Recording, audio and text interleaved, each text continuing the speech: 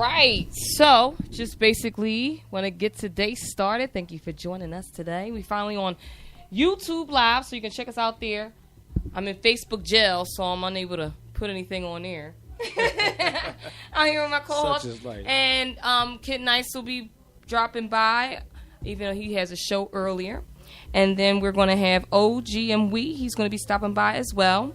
So some of the topics for today, if you haven't seen it, basically, hold on, I got to look this up because I done sit up here and went through so many topics to get this together, right? Right. But as far as the news, let's see. And you know Najashi, who's the main co-host. So give it up for Jashi. Yeah. Hello, Facebook fans and friends. How y'all doing, family? But yeah, so basically the topic of the day is the most money you spent on a date. The most money you spent on a date. Yeah. Wow. It might seem a little bit cheap. I think the most money I spent on a date was probably like $200. $200 for the first date? Nah, not the first date. Okay. Before a date. Yeah, before a date. Okay. Yeah, for a date. I think it was worth it. Okay. You know, when you have the experience of enjoying some good food, you know, and some conversation. That conversation sometimes is very stimulating for the mind. And, yeah. You know, get your whole endorphins and everything just working, and you working that chemistry out with that individual. It's like nothing like a good conversation just to get you through. Just getting to know a person, breaking the ice with a person. You know, even if you might be the first date, second date, third date, the more you get to know the person, the more magic, like, it's created. And it's like, yo. No, I understand. So what did you do with the 200? Wow. I'm going to just say generally everything. Oh, okay. Let's say main courses, of course, appetizers. So mostly a dinner date. And then did you go to the movies? Did y'all walk in the park? Did you? A little bit of everything. Okay. A little bit of everything. All I right. can say a little bit of everything. Movies, park, yeah.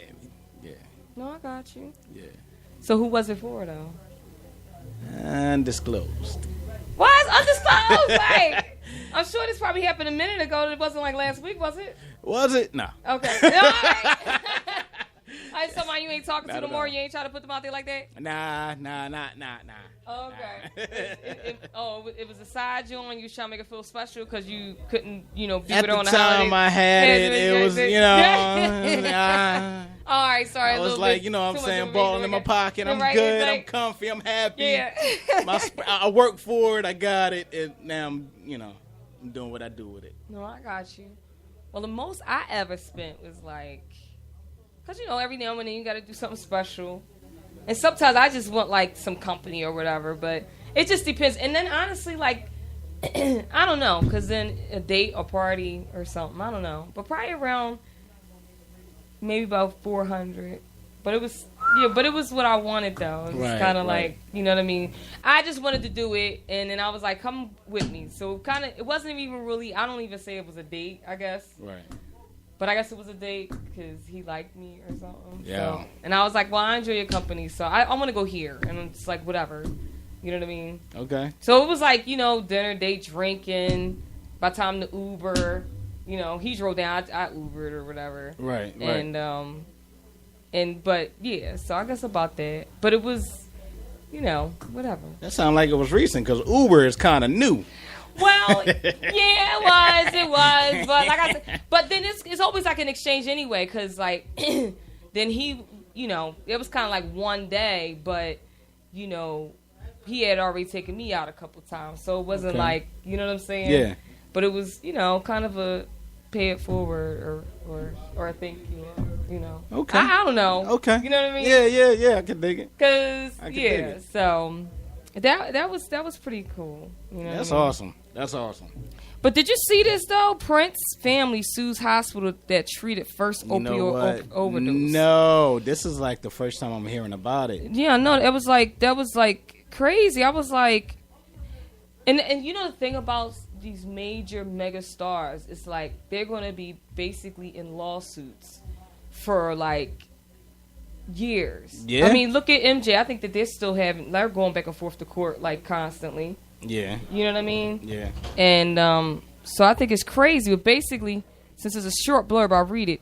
It was saying Prince's family is taking action after it was announced no one would be criminally charged in a singer's death by suing the hospital that treated his overdose a week before he died. Right.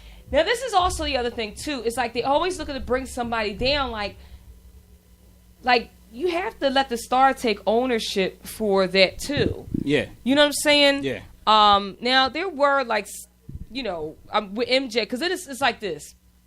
You got the doctor. They're obviously in awe over the star, like people like MJ and stuff like that. Right. And then they know how to manipulate, you know, and then they're like, well, I need more. And you're like, no, I know you don't need more. It's like, no, I know I need more. And then you keep going back and forth. And he's like, I'll pay you more. And then it's like, okay. But then you don't ever want to say no to Michael because then he might get you blackballed or something like that. And, you know, and then you never know who they're going to. They might be picking like the lowest doctor on the totem pole because then you can control them with money. That's right. You see what I'm saying? That's right. And That's then right. when all of that happens, and in the family, you know they watching. Yeah. They know what's going on.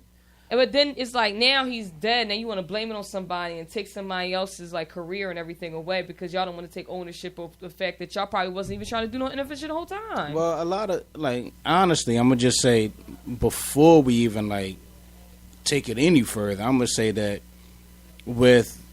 I used to work in the pharmaceutical industry, so I know that certain drugs give you certain reactions. You know, and some people are susceptible to certain chemicals that just like it attracts them more to it. So if it's an opioid, of course you're going to be attracted to it because it's one of them type of drugs where it clings to your body and like it takes hold of you. You have no control over it.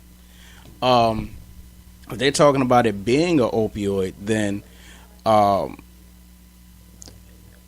what's going on around the country right now is these pharmaceutical companies are being sued for that very purpose because it takes a hold of you, and you know the people can't control it. Plus, it as far as he's concerned, I don't know the full scale or spectrum of how it might have affected him. As far as MJ is concerned, I don't know the full scale and perspective, but I know that once you're hooked, that's it. Mm-hmm. That's it and you don't even know it. And these doctors should be held accountable for that because there either needs to be a safety protocol to let it be known, look, you can't come back. It could potentially be detrimental to you where you can't come back from this if you do too much of this. You know, and they do put disclaimers out there, but it's not enough. No, it's definitely not enough. And, you know, and the crazy part about it is that these drugs are basically synthesized from plants. Yes. You know what I mean? Like, I was just, like, reading up on the history, and I don't have all the names and the details, but I'm sure you can find it, the history of, like, synthesized drugs or something like that. Right. If you Google it, it'll come up. But when I was watching, I was like, oh, that's crazy that they actually... So then it's like, why are we popping pills when everything really is from the earth? From the earth. Well, for a long time there's a and probably still an ongoing battle, but it's actually the doctors are losing out and converting to holistic healing now. And that's going back to herbology, going back to the basic nutrients of the plant and what it does to the body, realigning the alkali in your system. Yeah. And that's what it's pretty much all about. Like, when you're drinking water, what are you doing? Realigning your system. When you're taking in fruits, what are you doing? Realigning your system. You know, it's flushing out those toxins. So, of course, plants, vegetables, all that. Yeah. Realigns your system. It makes you healthy. These drugs being synthesized, when you take a plant and you over science the plant, it's no longer healthy. Now it's a poison. Yeah. That's what's going on. Yeah, and they obviously synthesize them and make it stronger, too. Yeah. On top of that. You know what I mean? Yeah. So to finish this, it says, Prince's family repped in the lawsuit by trustee Michael Zimmer, just filed to sue Trinity Medical Center out of Illinois for allegedly failing to properly diagnose and treat Prince's opioid addiction before he suffered another and ultimately fatal overdose a week later. In the docs obtained by TMZ, the family claims that Trinity's action or lack thereof was a direct and proximate case of Prince's death. They are also suing one of Trinity's doctors, Dr. Nicole Mancha, as well as an unidentified pharmacist. Sorry, I know I'm yeah. And Walgreens. Right. I need some chapstick. My lips is like sticking together. All right, so Walgreens. Right, I got lipstick on though. So employee whom they claim were involved in providing care to him in his final days. They're suing Walgreens too, by the way. Oh, wow. Yeah, like they just going ham. Wow. We broke the story. Prince made an emergency landing in Illinois where emergency responders gave him 2 shots of Narcan to save his life. He was taken to a nearby hospital at the time, which apparently turned out to be Trinity. In regards to Walgreens, Prince's family claims that the drugstore chain was dispensing narcotic prescription medications to Prince for an invalid medical purpose and failed to make sure he was using the drug properly. But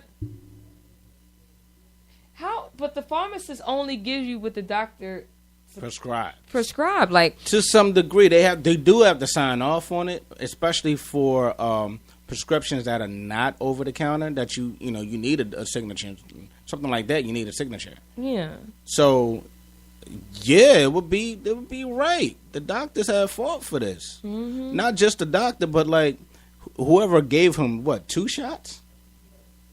Of a drug? Yeah, because he direct proximate cause of his death because he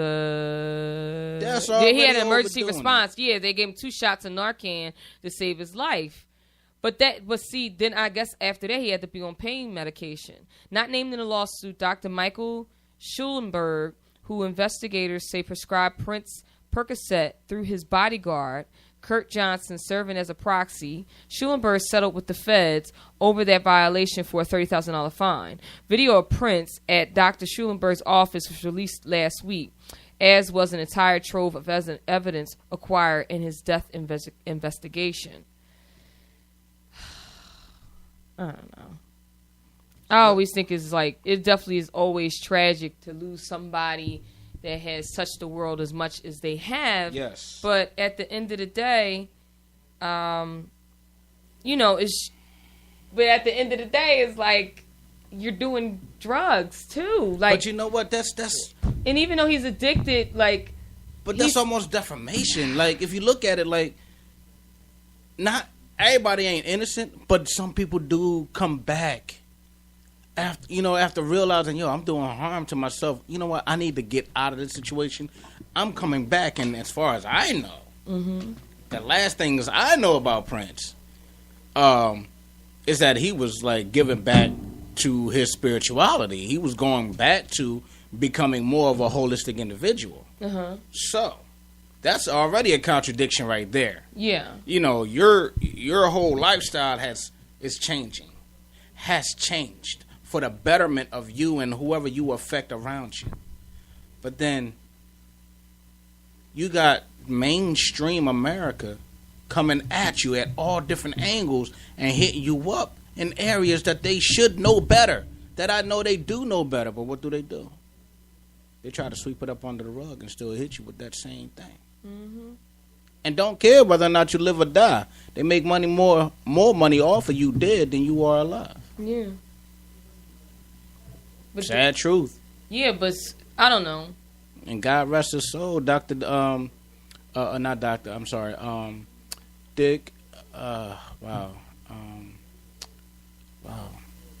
Dick. Wow, the comedian. I can't even remember the brother's name. I'm so sorry, Lord, please forgive me. No, it's fine. It's gonna come to me, but. There was a post, in the New York Times and actually newspapers all across America that a lot of these hospitals were harvesting organs from people of color. So, yeah, you definitely worth more dead than you are alive, especially if you got a certain type of blood type. Yeah. O positive, O negative, whatever. You's the man. You totally found a whole tangent. You took it from Prince to opioid like, drugs and then harvested organs from black people. I'm just out. What I mean is you're worth more dead than you are alive. Period. That's my point. That's all I'm saying. But you're right. I digressed a bit. Getting back to Prince. I mean, I think the same goes for him. Like, they didn't want to let go of his estate. United States government wanted to keep his estate. It was worth so much. Mm-hmm. They didn't want to give it to his sister. His sister was she was POA. So Prince? Yeah. Well, you heard about who was the chick that supposedly they were supposed to get married? It was Sheila E. or Well, Sheila E. was definitely one of his best friends. But she was saying they were supposed to get married because you know the whole thing. As soon as he died, his catalog and everything. That's what everybody's trying to get. Well, yeah, hers is personal. They were together and they've been touring together for years. Yeah. And I didn't know that she was his main drummer for years until I started looking at the Sign of Times. I was like, yo, two of my favorite people. I even copied it. Shouts out to Sheila E. Something she did. I said, you know what? I want to try that. Right? She's the one that made me want to become a drummer. Oh, wow. Yeah. Bad woman. And then I realized I got to carry that around. I said, okay, I need to fix You know what?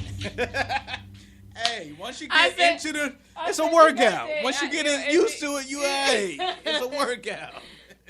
It's worth it. I said you got that. I wouldn't mind doing the timbales. You know what I mean? Like, now that's an easy instrument. That's what I you saw. Can carry that on I your was back. like, and I was like, oh my god, I want to be a drummer so bad. Like that's exactly what I want to do. She looked like she was just killing it, standing up, spinning around. Look, yeah, I was like, yeah. She had double bass. She had like 10 drummers around her, and she was killing every last single one of them. Then jump up all the drums. Prince gets on the drums, and then she jumps on the timbale. They do her song. Look at her. She better stop. She bad. Prince is a bad look. Yo, Prince, power to you, brother. Rest in peace. Bad man. Bad man. But going back to this story. Yeah.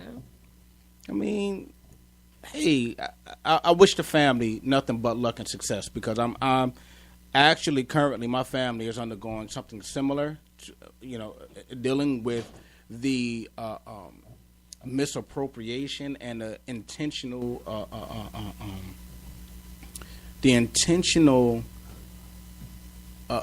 withholding of information and knowledge of how their products kill or utilizing certain chemicals that are cancer causing and have been used for years.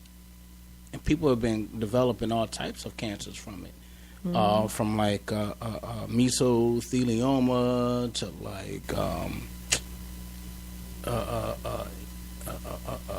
what other kind of cancers, like ovarian cancers, and this is just from utilizing a powder. So I mean, that's not even dealing with drugs. That's just dealing with the lack of care and concern for the average person when you're pumping out a product. Yeah, and that's the same goes for the pharmaceutical companies. They just pump out products to make money. They don't care about the effects because they're trying to make the effects have another side effect and make you forced to buy more. Yeah, and that's the real point. That's the real deal. After I'm looking at some of these prescriptions, looking at my dad with his prescriptions, looking at my mom with her prescriptions, God rest her soul, and looking at my uncles, like other family members, and then like working in the pharmaceutical business, it was like, are you kidding me? This person only got this one thing wrong with them, or maybe they got this 2 things wrong with them. But if they only got 2 things wrong with them, there should be something that can handle 1 or 2 things. Yeah. But no, they take this one pill to handle one thing, and then another pill to back it up because it ain't doing so well. One of other things is making the rest of the body deteriorate. So you got this pill needing this pill to function, and then that pill needing another pill to function. And then you need another pill to keep coming to some of these pills to function, and then you need another pill to counterbalance all of those pills so that you have. So by the time you're looking at this person's prescription, they got like 10 pills on a joint, and their copay is the pharmaceutical company is like $100 a pill, just about. Nah, no. So you got $100 a pill at 100 count or 50 count times 10. Ain't no telling what the main pill is and how much that really is, because it can go up to about $1,000 a pill. Basically. And your copay, your insurance is taking care of that. So who's really getting paid here, and who's suffering? Well, the only good part about it is, even though it's $100 a pill, we probably only spend $5 or $6 if you got insurance. And see, it's messed up when you don't have insurance, because that's when everything gets crazy. Yeah, that's you know very what I mean? true. It's that's like very, very true. Because look, you dying and then you dying slowly. Like, which one? You know, and some people have been developing liver, kidney issues and kidney failure from it, and they've been scarring tissue in their livers. So they've been getting, cirrhosis of the liver because of it. All pills? Because of pills. Yeah, well, of course, that's definitely going to happen, because then you got to make sure you detox and do all types of other stuff like that. Oh, so, yeah. So, I mean, drugs, the pharmaceutical company and drugs, the legitimate, the legal and the illegal, it's harsh. Mm-hmm. It's harsh on you. And it's the thing about, like, the weed, even though, you know, with the legalization of it, which is really insane and crazy that it took so long, but basically they just couldn't control it. And now they have ways to control it, at least to a certain extent. And plus, they're just seeing how much money. Honestly, I was thinking about that the other day. I was like, okay, so it's still federally still a crime, right? It is. No, it's not even up for debate. The state might legalize it, but it's still federally a crime, which means that and I actually had a conversation. I don't know where I was up in New York or something like that. Just by happenstance, I met this older couple whose son actually runs, has a weed farm and everything. Come on in, a weed farm and everything. And they were like, yeah, well, you know, it's still federally a crime, but they're making so much money. They have to have their own banks where they got to keep their money. But this is the thing. There's no flow. There's no real flow of the money. They have to figure out, just like a regular drug dealer, how to launder the shit. You know what I mean? Mm-hmm. Because the federally, it can't be put into the reserve or anything like that. So I think that's part of the reason too why they have to start legalizing it a lot in the different states. Right. You know what I'm saying? Because like you have to. Oh, who's walking? Oh, finally, somebody decided to show up. It's like, no. We got a guest. How you doing? All right. We got OG and we in the building. You know what I'm saying? Topics of the day. You know what I mean? So we're just talking about the legalization of weed. Oh, that's and yeah, and man, now I'm off on a tangent. I didn't forgot where I was trying to take that. Well, go ahead. I mean, you were saying that regarding the federal, it's still a federal crime at the moment. Oh yes, for weed, but so that's changing. No, it's changing, but I wonder how long that's going to change and how deep is that? Does it have to go through the Supreme Court? You know what I mean? Because I mean, each state, you know, with Trump sitting up there letting the states do whatever they want to do now, that you can just legal. That's why Jersey, you can have 6 plants in your house now. You can only carry an ounce. You know what I mean? How much is that? Okay. That's an ounce. I got a half ounce for me right now. That's about a good. Oh, Yeah. that's a lot. Even if I got pulled out, I got to stop by the cops with quarter ounces, so they let me go and everything. Don't even. As long as I ain't got no drugs, no crack, no crack, no guns. They let you go. They let me walk away with the weed before, twice. I don't chance it all the time. Yeah, you don't be. Yeah, you know what I mean? But it's like it's not as serious as it used to be. Yeah. Right. I know us. Now it's only like a warning now. Anyway, here. Exactly. Well, yeah, it's no longer punishable by fines and being jailed, because they actually literally passed this law not long ago. Yeah, I remember that. To allow you to actually walk around with it in your hand. You can smoke it on the street now. Indeed. And they started passing that or working on that in the 90s, in the late 90s and the early 2000s. A friend of mine, just be the case like that because they stopped him because he had an L in his ear. Right. And that was the reason they stopped him, but they wasn't supposed to stop him for that. Yeah. And everything he had some weed in his pocket. Right. He got charged for that, but being as though he actually got a paid lawyer. Right. And they already broke the law from the gate. You stopped me just because I was walking down the street, pretty much. Oh yeah. And boom. Yeah. But that's only with paid lawyers though. You can't with PD. You know how that go. You going? Oh no. I That's either gonna go this way or that way. Literally, you gotta. literally. I mean, you literally like roll of the dice. rolling the dice. Like, look at here. It's a crapshoot. Am I? Oh, craps. Yeah, you ain't never Am I gonna get? I win. All right. Nah, it don't work. It don't work. That's why I tell people. That's why I tell you, the young, you out here hustling, you getting all this money. Like, you don't put no money up for no lawyers. You need to, or your bill, because. Hey, that's why I used to. It was a certain prepaid service. Indeed. You know what I mean? And I was involved with them. I was involved with them at one point, and I was digging what they was doing. They was just definitely trying to provide a service for people.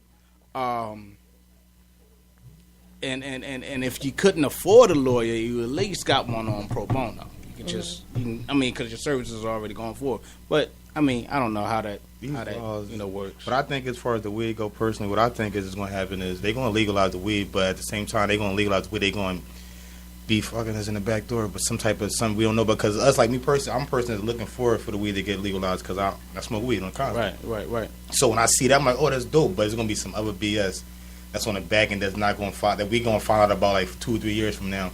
Why does weed got legalized? Because it makes sense to legalize weed because on the way how they could tax it. Right. Like, and they could tax the hell out of it because look how they tax cigarettes, liquor, and everything. We still spend money on it. Right. You taxing weed. I get to go legally downtown and buy legally some of the best loud ever for legally. Oh, whatever the tax is, I don't care. It'd be a $10 tax. It's cool. I'm gonna pay it because there's no worries, no stress. I'm not sneaking, or even if this weed do me wrong, I could still sue this guy now. Yeah, that's true. You know what I'm saying? Before you couldn't do that, they try to give you like some seeds and shit. You know? This ain't what you get that? You get straight dirt. So true. You get a receipt. You know, that counts. True.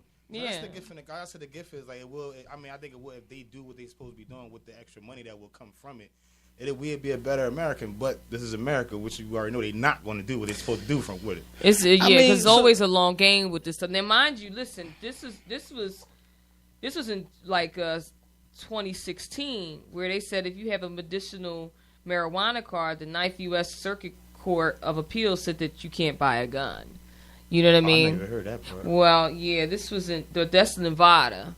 Oh, no. So those is those are certain things that I think that will go into play. Just trying to, because I'm always about like this whole disarm America thing. Right. You saw that Killer Mike in our age, yeah, exactly. I was like, see, he said exactly what I wanted. That's what I've been trying to tell people. This is bigger than that.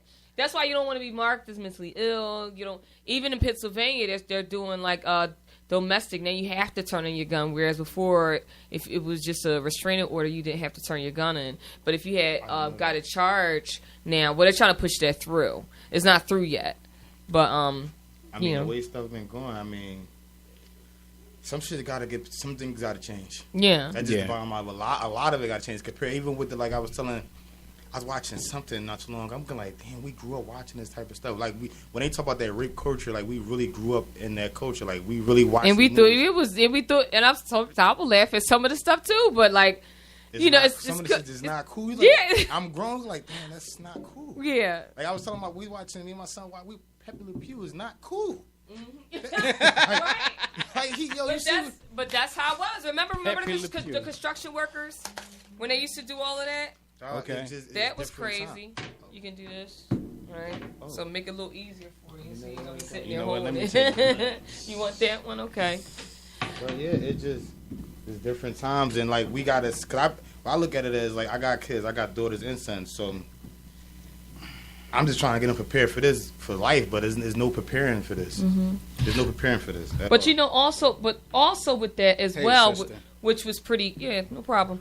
Also with that, so since we're talking about rape culture, we got to bring it back to Bill Cosby. Oh, Lord. And that was basically, the conversation I was always having. Now, I'm not co-signing with the situation, okay? But it's kind of crazy. It like was just during that time. You gotta spread it out like a true. like a spider. You see me right? This is new to me. No, it's cool. And then you do that, and then you tighten it here.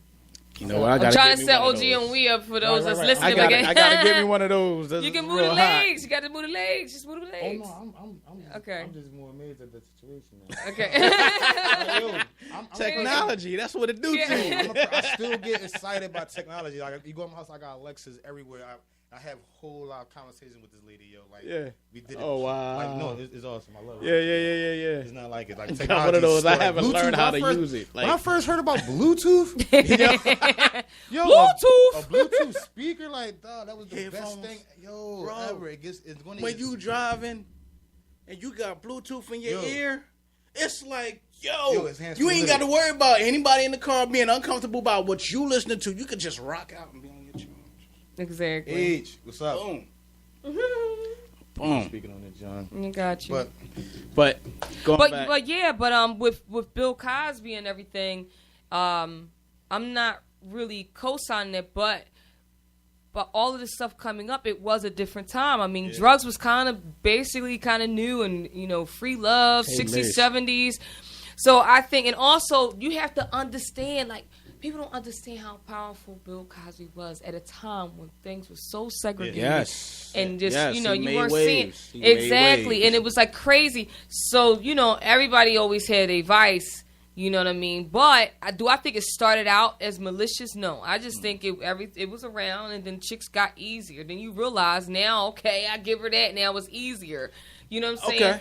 All right. And then. That's exactly, you ask me, that's where I get from, because it's like, what about chicks like Superhead, who put out whole books of exactly what she was doing? Right. Mm-hmm. This is what we was doing. So it's like it's been plenty of chicks who try to get the Superhead level, and when Superhead put that book out, a lot of chicks really start going by her method, right, and winning.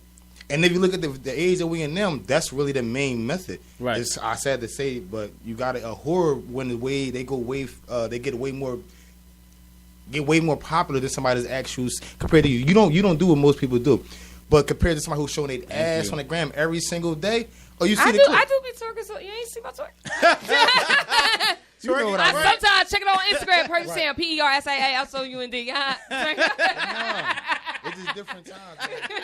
No, I do. I know what you mean. Just making it totally just about sex. I do appreciate it because there's a lot of girls that do that too.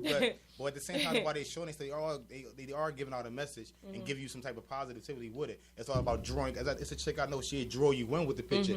But if you actually get to read what she's saying, if you can get past the ass, if you get past the ass, and I read, so she got a little bit of class. She's actually saying something.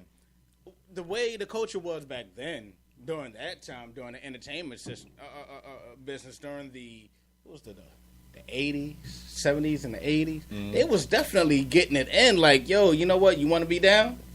Do what you need to do. If you get down with me, I'm gonna get down with you, and I might do you good, and I might do you bad. But you again. Rolling them dice again. You rolling them dice for your career. You with the Harvey Weinsteins and that comes down, but it also comes to the quality of the female, because I remember I was telling somebody recently, like, me growing up, the prettiest girls in the neighborhood, you couldn't even. Nobody around us was messing with them because they already messed with older people. Yeah.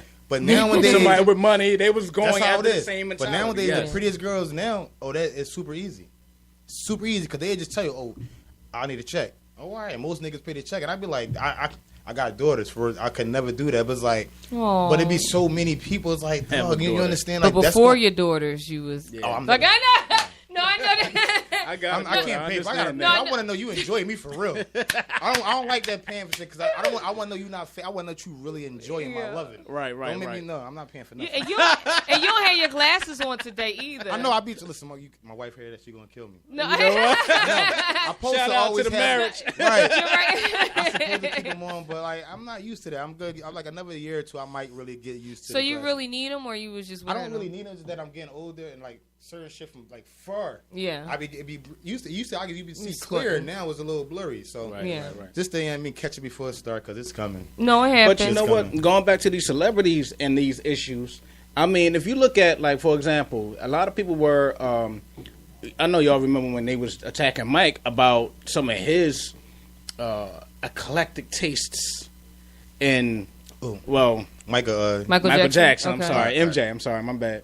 But I'll make it clear, Michael Jackson, with his eclectic taste, there was footage found that I personally was just looking up some footage for my daughter because that's her favorite all time greatest hero of ever. And so I'm looking up some footage and I just come across something. And it was like, whoa, all right. I think I just came across a vice of somebody who's like amazing. I'm looking at this short person's leg and there's some white substance on this short person's leg. What? Oh, okay, so you on YouTube looking up footage of Mike. Is that Yeah. okay? And I found a picture with it, 2 midgets with Mike, and it was a short person on his leg. You gotta pull that was up. in the 80s, yo. It was. You gotta pull this up. It was crazy. I can pull So it up. was it powder or was it? Who knows what that was? Now something know what white it looked like. on something white on a midget leg. Hey, it looked like Okay. Mike is Mike, But man. hey, Mike like is I was Mike. saying, And plus if he everybody got- was partying at that time. They was partying hard, and that was You see what, that was your choice of what's his drug. name? You see what Quincy Jones came out? Was that Quincy? Or That was Barry Quincy. Gordy? That was Quincy. And He Quincy came was letting out. a lot out the biz act. Like, He said a lot. he said a whole lot. He said a lot. Yeah, I didn't. I had to look up because I didn't know Yeah. throughout the years all of his interviews do be like giving up tapes. Yeah, he don't give a fuck. But he, Like, but the, Yeah, they he said don't. No, but He they had the said downside of his life. But they said he basically waits until they're dead though before he does it. Like Which a lot is of smart people. business. No, it's which not is- defamation. Yeah. I mean, Well, they can't guess so. sue you. You can't That sue means- They can't nobody, sue, right? It's like Right, I'm dead. It's just saying, you know what? This is my time with this person, and you're just like the Bodyguard. Did y'all see the movie? Yeah. His last movie. Cool. What bodyguard?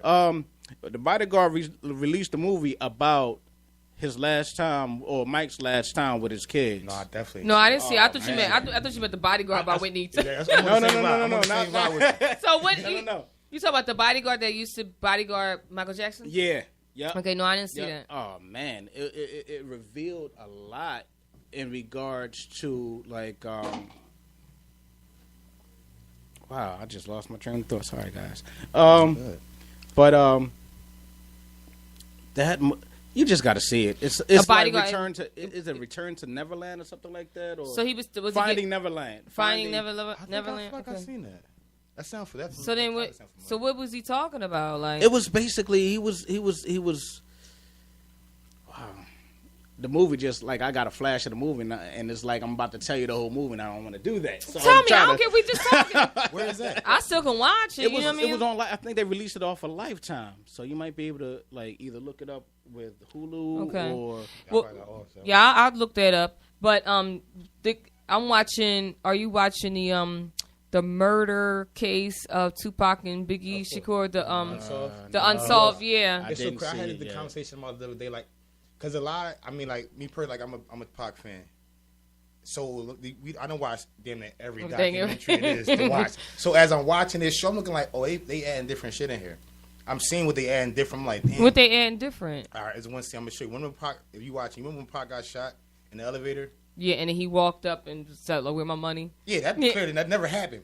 That never happened that way. Okay. But for me as an art, I thought that was a dope ass scene. See, right? That was like, And I'm like, and I'm trying to. I gotta see it. You know what I'm trying to explain to my see it. people? They're like, no, that's. I said, no, y'all missing a big picture. They still telling a story. Right. They're telling our stories now. You got to, even though we live through this certain shit, it's like, all right, I know that happened, right? But it's like, they tell you, it's not, everything is not going to be real. So then what happened then if that's not what happened? Oh, he didn't make it all. He didn't go all the way to the upstairs and walking around. That nigga stayed right there. The movie got it right. Okay. Yeah, the movie got it. Both movies got it right because he got shot right there. He couldn't move. He got shot in his fucking head and all that. But on the TV show, they made nigga. He hit the button on the elevator. Yeah. All the way up to the other John, walking in the studio with Big and all of them. It's like, my fucking money. I was like, and then cut. I'm like, oh, that was a gangster. That was gangster. I'm like, I love that. I know they happen like that, but I'm like, it's cool because like I tell guys, Tupac, Big, and those they American heroes to black people. Yeah. So them telling our story, it's still our story. The way they're gonna do what they want to do regardless. And if you notice, it's no original music in that show. Pay attention. None of the music they're using is not from Tupac or Biggie. Right, they can't. Well, it's hard the to get the estate license signing off and- on it. Right, And that's what I'm like. And I was like, damn, they must. I'm like Biggie, like why would you not sign up? But it's like they must think the people who own that music, because they don't. Because sometimes it's like you don't want to give the rights away to something like that because you don't know how well it's going to be done. Exactly. But honestly, just naming the stars that are actually involved in it, they should have known that it was going to be decent. But then they might want to have control over it. There's many different reasons why. But the last one I seen was it flipped the whole script talking about it. Actually, was Puffy. Yeah, I watched it. And I was like, but all them years, 10 years, you think it is Dirty Cops, which it was Dirty Cops. It was Puffy. But they sit up there and... If you watch, I tell people to watch. I said it. Stop. It's not, the whole thing is not done yet. It probably take another spin. Oh, yeah, I said it years ago. I said that when it happened. The Chronicles of Death Row that came on BET. Mm-hmm. I tell people to watch that series because that series... Then watch Unsolved, the joint we talking about, because that right there, that Chronicles of BET, the Chronicles of Death Row on BET really like... It went super, super deep. That's one of the best Death Row documentaries I ever watched. Because it went super deep into Death Row. And when I'm watching this TV, like, oh, shit, they said that on the documentary. And this new because it's new shit I'm finding out. So I'm a documentary boy. Like, yeah, I'm watching stuff like I think I might have seen. Now, I did see, but that's the thing. There's so many of them coming out. You don't know if. Many. And you talking about, I was like, I know I saw one of them. Just one on. It was, but that was when like Dre. No, that might have been the movie. No. This was a documentary about Death Row, because I seen that one. I did see that one years ago. Yeah, because I did see the movie, but I waited to download it. I couldn't get to the movies in time to see it when I wanted to see it in the movies. Yeah, right now. Okay. Exactly. I like all the movies though. Like I tell people, like we started, we growing up, we have a certain age, so we grew up watching all them rock and roll stories and the Beatles and all that. Right. The black movies we were seeing was for us is Temptations and Five Heartbeats. Yeah. As far as musically wise. Right. Mm-hmm. Next to you know what I mean. But now we're in that age where we are seeing our stories being told. Right. Yeah. The shit that we lived through, we watching. And like I watched, like I said, NWA movie. Oh man. The Tourist movie. Like I just watched the Tourist movie the other day again. Like I ain't watched. I'm a real artist, so a certain shit I just put on pedestals, like where though I'm not gonna watch it until like another couple years later. Right. I watched the Tourist the other day, and that funeral scene broke me the fuck down. And it's so wild. I'm like, how come I ain't felt like this the first time I watched this movie? Yeah. But it's like, damn, it's that love, that dude. Okay. I was like, you don't realize how impactful that he was. Like, and same thing with Pac too. Like, and then like that's why me personally I'm waiting for a DMX movie though. You know what? DMX and why? Because why I say DMX because for one, DMX is one of my favorite rappers. Because he got like 80 kids. This is the story alone though. Just the story before he became a rapper. Yeah. Like they gave him crack when he was 14.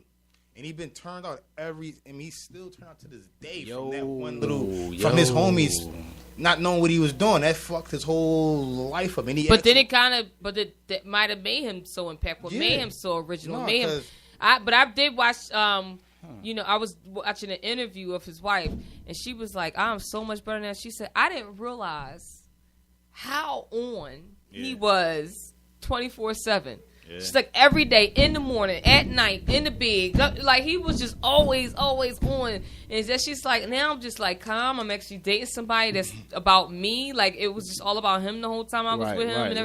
And I think it's got to be crazy because, I mean, it's crazy because the way he raps is the way he talks. Like to be around somebody like that that's like a straight character all day and all night. And that's him. It's not a character, but you know what I mean? That's real. Him. No, that's real. That's crazy. That's really cousin. It's like, all right. But that's like how you can't control that. Yeah. That's why he locked up right the fuck now. And I pray with DMX all the time. And what is he locked up for now? For tax now. For tax and shit. What? That's crazy. For tax evasion. I mean, not tax evasion.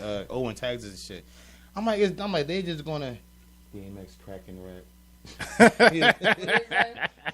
DMX cracking rap. Oh, right. Yeah, right. Leave my man alone, dog. But yo, for real, he definitely he impacted the game. He impacted the game during that time. He's definitely like another original, like Old Dirty Bastard. Yeah, like ain't nobody like, and you know what I mean. Like, I had him in my mind not long ago, just thinking about me and my brothers were together last week. Shouts out to all my brothers. Yo, great time last week. Doing it again. And summertime is really popping. But yeah. We were just talking about like old school rapping, and Wu-Tang came up, and then all of a sudden was like the most impactful cats.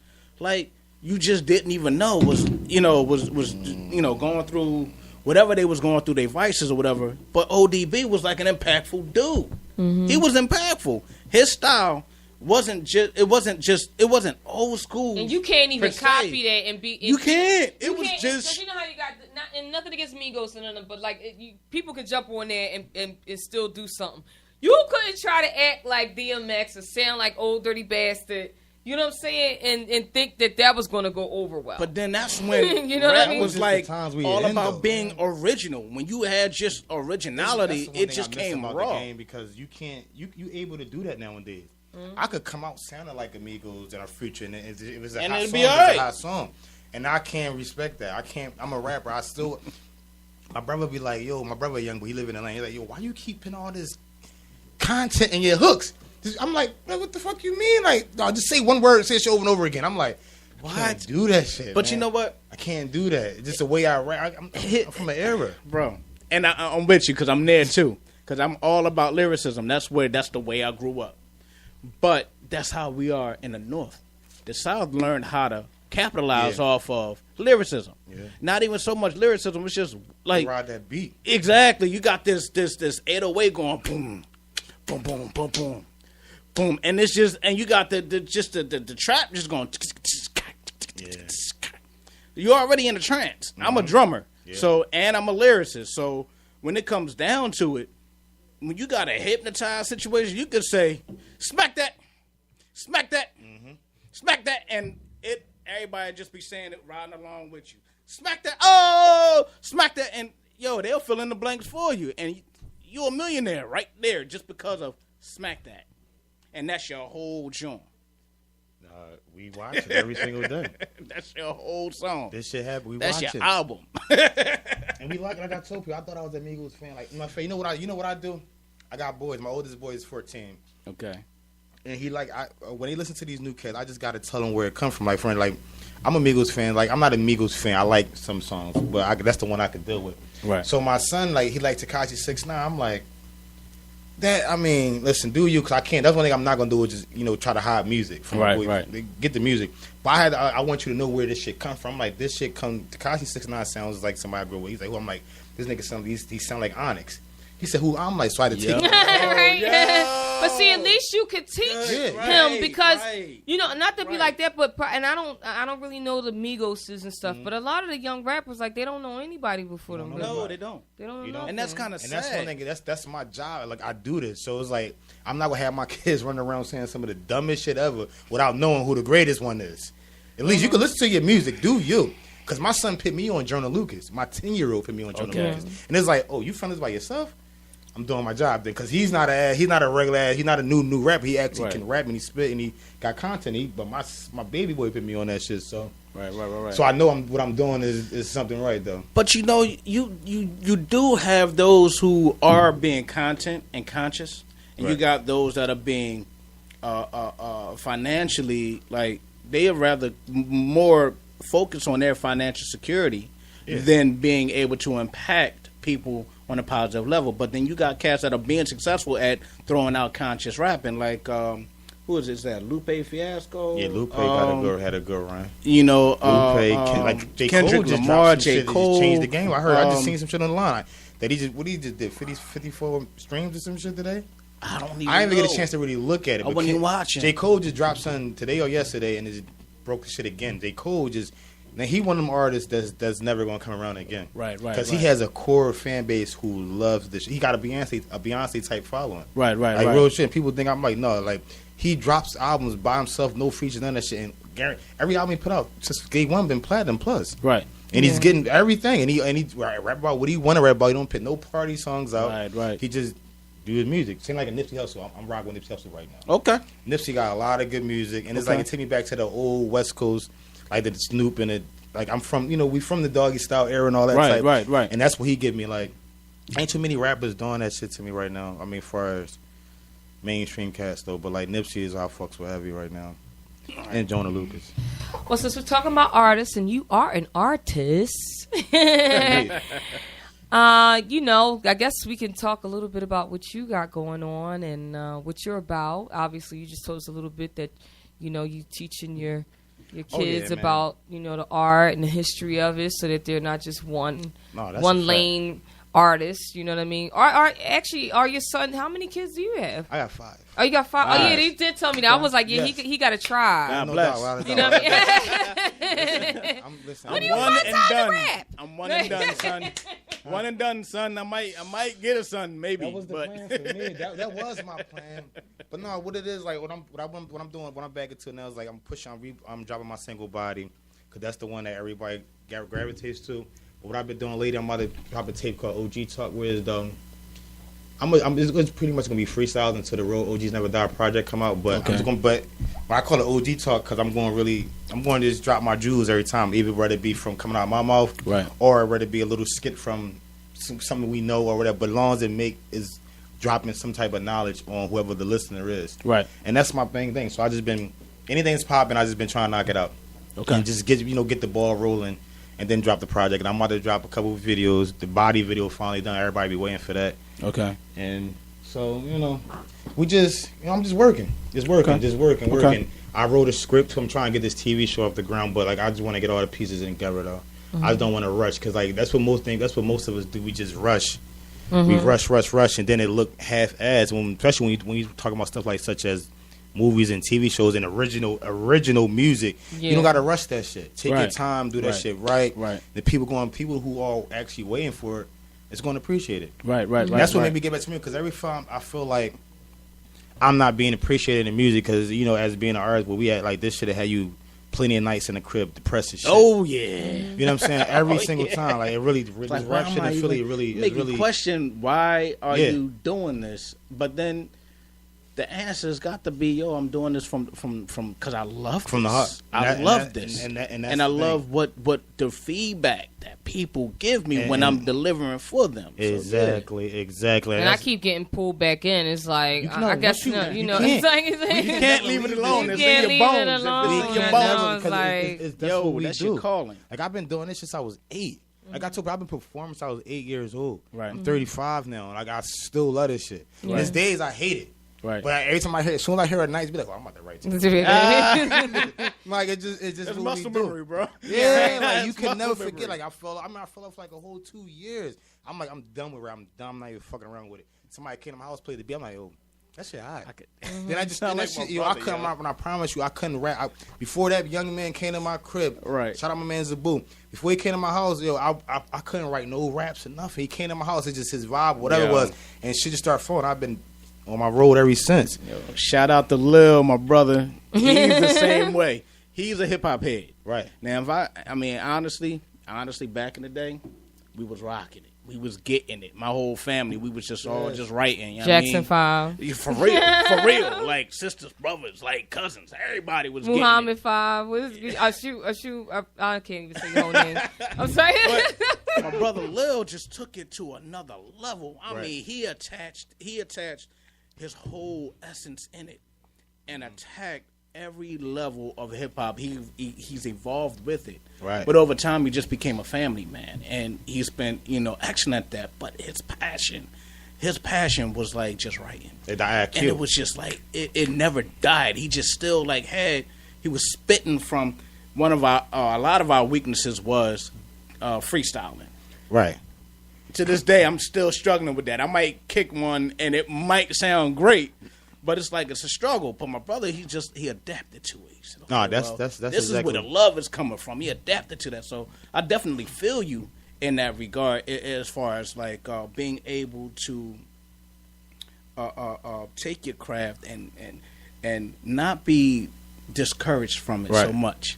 It just comes to you. And this is what it is. It just comes to you. It's so wild you said it, because just within I had so much shit going on the past year. So within the last couple of months, I just been writing 16 hours. This is my ex. I write 16 every night, just off GP. I wasn't had no plans to record and shit. But then my brother called me, my other brother.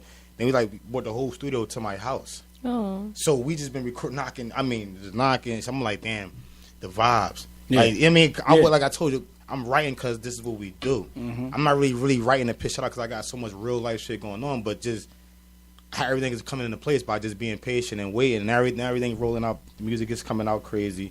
Music is coming out good, and we started from scratch with it, and it's just going to get better. So that's what we on. OG Talk, man. That's what we on, right? OG Talk. Shout out my little brother Bomb Vision Fine Vision Head. That's who's shooting all the vids, all the music. That's who's shooting everybody vid in the city right now, actually. He's doing this thing. He's one of the hottest young bulls in the city. And I got to give him a major ups every time I see him because we about to drop crazy on him video-wise. All right, cool. Okay. Cool. Well, I got your SoundCloud up here. Is there anything that you want to... Oh, man. Well, we can just go straight into the Who Run It. Because everybody feeling that right now. Where's that? Right here. Right there. Okay. So let's see what we got here. Yeah. OG and We Who Run It. Who Run It.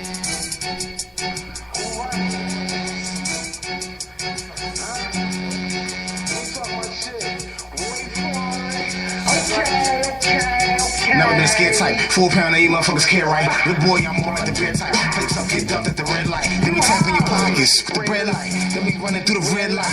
Switching lanes in the bed. Pussy niggas ain't been why bet. Look, fall bad nigga, get your star crack nigga. Get your little bitch on my boss say nigga. With the fucking chips, I'm all that nigga. And I got the food, you got some fraud ass nigga. Whoop a nigga ass, that's word up. Don't make a nigga pull your skirt up. I got that ill with me, and a bunch of hoes with me. Who them pussy niggas say they gon' come get me? Ride with Fee like you ride with me. Cause I tell them go to me, rockin' your team. My niggas ain't one like the sauce nigga. You see the grind, but I got the sauce nigga. Ain't looking lost nigga. Shit, people the boss nigga. Sit down with the dumb shit, man, with the dumb shit. SP nigga, you forgot where I'm from, bitch. All my niggas done shit. And you niggas doing dumb shit. Whip your ass with a drum clip. Pussy to start fucking your young bitch. Tap on that hoe. Fucking when you get tagged on your toe. Tryna get the cheddar man, live like butter man. Shit, sick of living like butter man. So I rhyme for my brother man. 2 caked up in the seesaw butter man. Sit down with the dumb shit, man, with the dumb shit. SP nigga, you forgot where I'm from, bitch. Run it up, run it up. 4 pound, eat your stomach up. Hit your mother with an uppercut. This to show you I don't give a fuck. Different levels, nigga, King Tut. All hustle, nigga, no love. Whatever you betting, I'ma double up. Bring all my niggas up. And everything starts with the leader. I'm a good leader, so I got good people that follow. You know what I'm saying? It's simple. You can only be like the nigga that's running your crew. If you got a robbing ass boss, then you're gonna be a robbing ass crew. If you got a real boss who know how to sacrifice and take the bad along with the good and show his crew how to be men.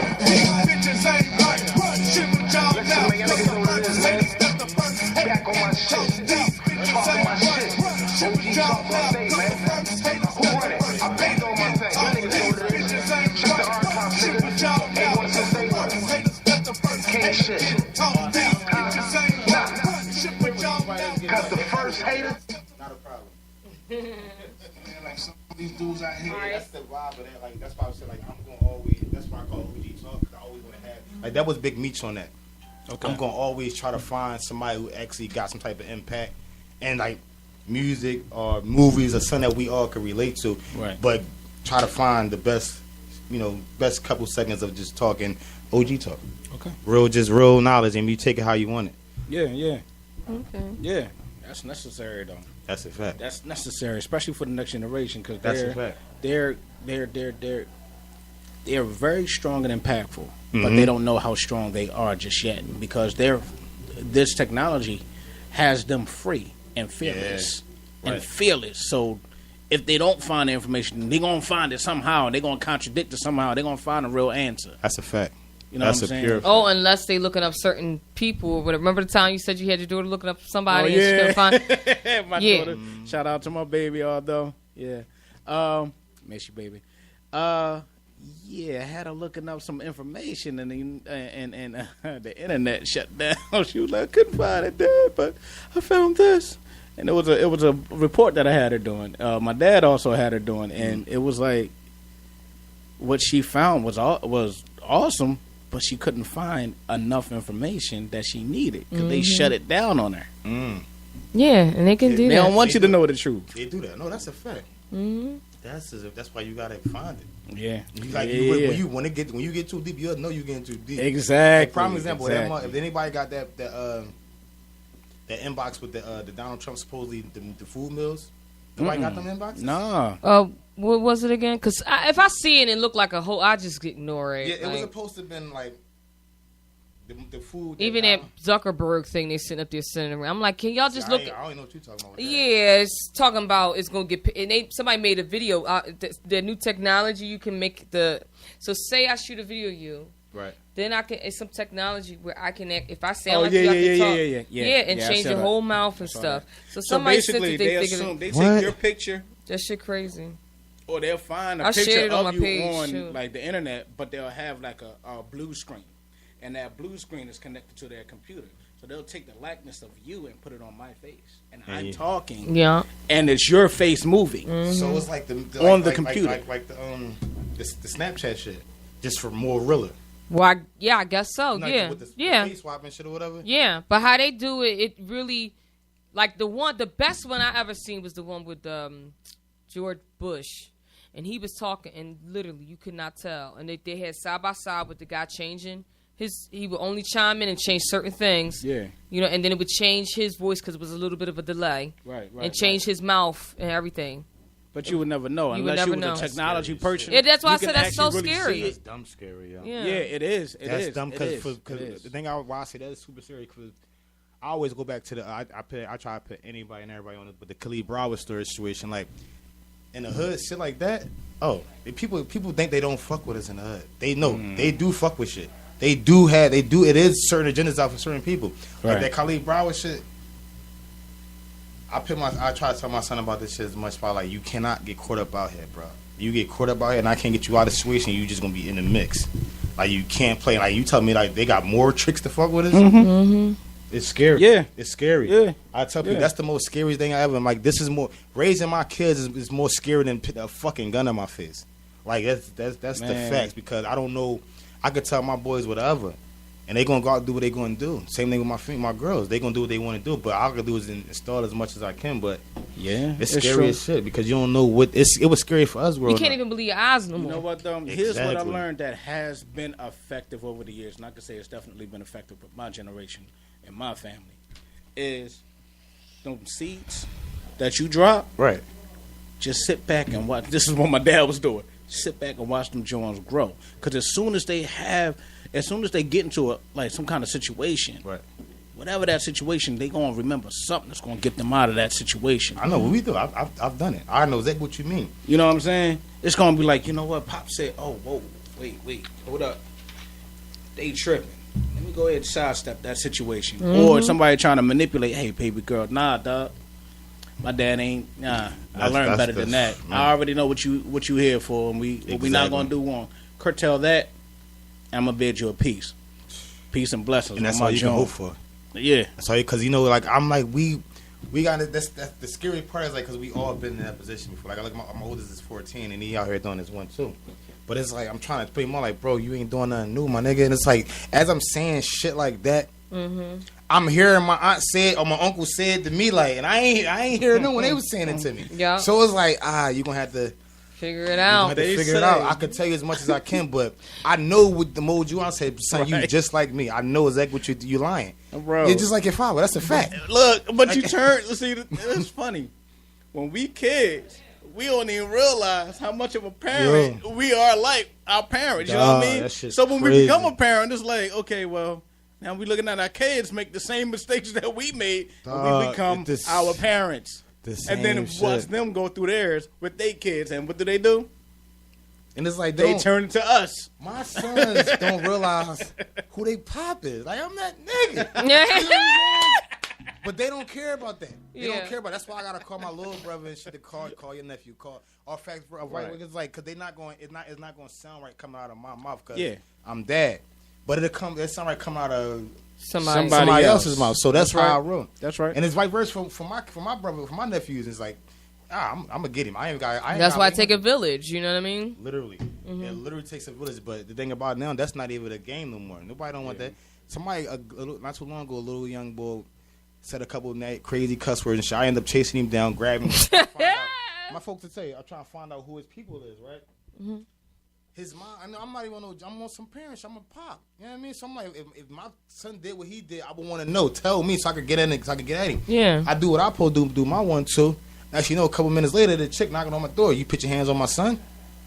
Not at all. What are you talking about? Yeah, I slapped the shit out of him. I'm like, but I'm of course I. What you gonna do? What you gonna do about it? Raise your kid. You ain't gonna have this problem. I wanted to. He deserved that shit. But that's the thing about it. But the way how she came was like, you not. I'm like, no, I didn't put my hands on him, shorty. But he did X, Y, and Z, blah, blah, blah. I don't give a fuck what he did. Oh, all right. So it don't mean for me to just talk sensible to you no more. I gotta get back. I gotta get in my ratchet back. We not no more. We're no longer parents right now. And then you're a female talking to me like you really could talk to me like that. You came with. I say, you know what? I got a wife. I got a sister. There's no way in the world you should be talking to me like the way you talk to me because I'm not even on that type vibe. I'm trying to relax, but it's just the times when you can't. Like, it raising a village. Yeah, it was your village. Yeah, it was your village, and that's even in your own family. You got people who act certain type ways. Like, don't talk to my son that way. It's like, oh, I'm not trying to do nothing wrong, son. I mean, I miss those times where, it was annoying to us when we was kids, looking at like the village, looking at you trying to, just have fun, do what you do, footloose, fancy free, and everything, being as bad as you possibly want to be, getting into all kinds of stuff. But then you got like the Miss Maggies of the world that just be looking out for you on some real. You don't even know that. But Miss Maggie, an older lady with so much knowledge and wisdom. Nowadays, Miss Maggie gonna pull the phone out and start taping. That's what's happening now. But I know your dad, I know your mom, and if I see you, going out of pocket, I'm gonna say something to you. If you go out of pocket with me, then I'm gonna holler at them. That's how it was when I was in elementary school. I'm gonna make sure you don't go bad or break bad in this situation. You're gonna be all right. Mm-hmm. You know what I mean? Oh yeah. That's a fact, bro. That don't exist no more. When we try, it turned like. It's not parents teaming up to save the lives of our children. It's parents feeling like they've done their children a great injustice by no longer actually caring about being involved in their lives. Yeah. And so these children are devoid of morality. And the thing about it is because the parents don't support their moral base. It's wild because like my oldest boy, he don't live with me, right? So I get calls all the time. Like she's not understanding that it's time for him to come with me. She's not understanding that point yet.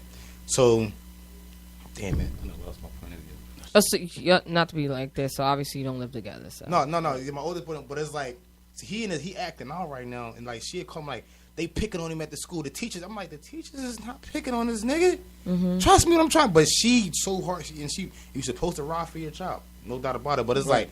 That man is not picking on this little ass boy for nothing. Listen to me, you gotta go, but you go up there, listen to what he's saying. You're not. She don't go up there as a parent. She go up there as a parent, but she go up there as a parent.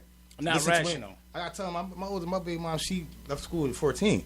I told my son like, you got more school than your mother right now. Yeah. So y'all think exactly alike, and this shit is crazy and it's so wild. It's like. I'm trying to like explain to her like, ouch. Ain't nobody picking on this boy. They trying to they want him to get the fuck out of here. Yeah. They want him to go better. So. He took his phone again. He not supposed to have the phone in the joint. Yeah, you gotta listen to your elders. I don't care what he done. No, it's not what you. It's not. It's not you exactly. And it's like at this point, it's like I don't know. That's why I said I'd be so stressed. It's like I don't know what the hell to do. Like I can't. You're not trying to. I'm about to go to court. It's like now this is about to be a whole nother issue for me to try to grip a grown ass nigga in a sense. Because he's 14. He's doing him. Now he don't do what he do with me. I get in his ass. But as soon as like I tell her, you gotta let him go. Because as soon as he go back home. It's back to the same shit because he know you there. Look, yeah, that's the critical and that's her age. only. 14, is it 15, for her? 16, 17, and 18. Those are the critical ages right there. Yeah, those are the times where with 14 you are already like your foot is out the door. That adolescent. Your foot is out the door, way out the door. But your other foot, you trying to. It's like on the edge of the line of adolescence, and you trying to keep it there. That's most 14, 15, 16-year-old. Mm-hmm. But then when you 16, it's like, all right, well, I'm grown. I'm going to go ahead and do grown things. When you 17, it's like, all right, well, I'm kind of getting a little used to it. And then 18, you get a little bit fearful of the fact that I'm about to do this by myself. Shit about to get real. It's about to really go down. But dog, that's not how it is nowadays, though. These young niggas get to stay in their houses forever. Let's keep it 100. Let's keep it being. When we was 18, we wanted to get the out. Yo, we was trying to get out. Y'all niggas don't gotta leave nowadays. They get to come home. It be man, it's different times. They don't want to leave. We wanted to get the fuck out because our parents are so hard on us. Like, you gotta do this. Nah. But you got some parents that just want to hold on. They don't want to let go. They hold on. You got some mothers out there that just hold on. Some fathers like, yo, you need to learn how to get around in these streets, and that's real life. I tell my sons, like, before my daughter goes, I'm gonna take care of them for the rest of their lives. That's just what it is. But you niggas, y'all gotta go get it.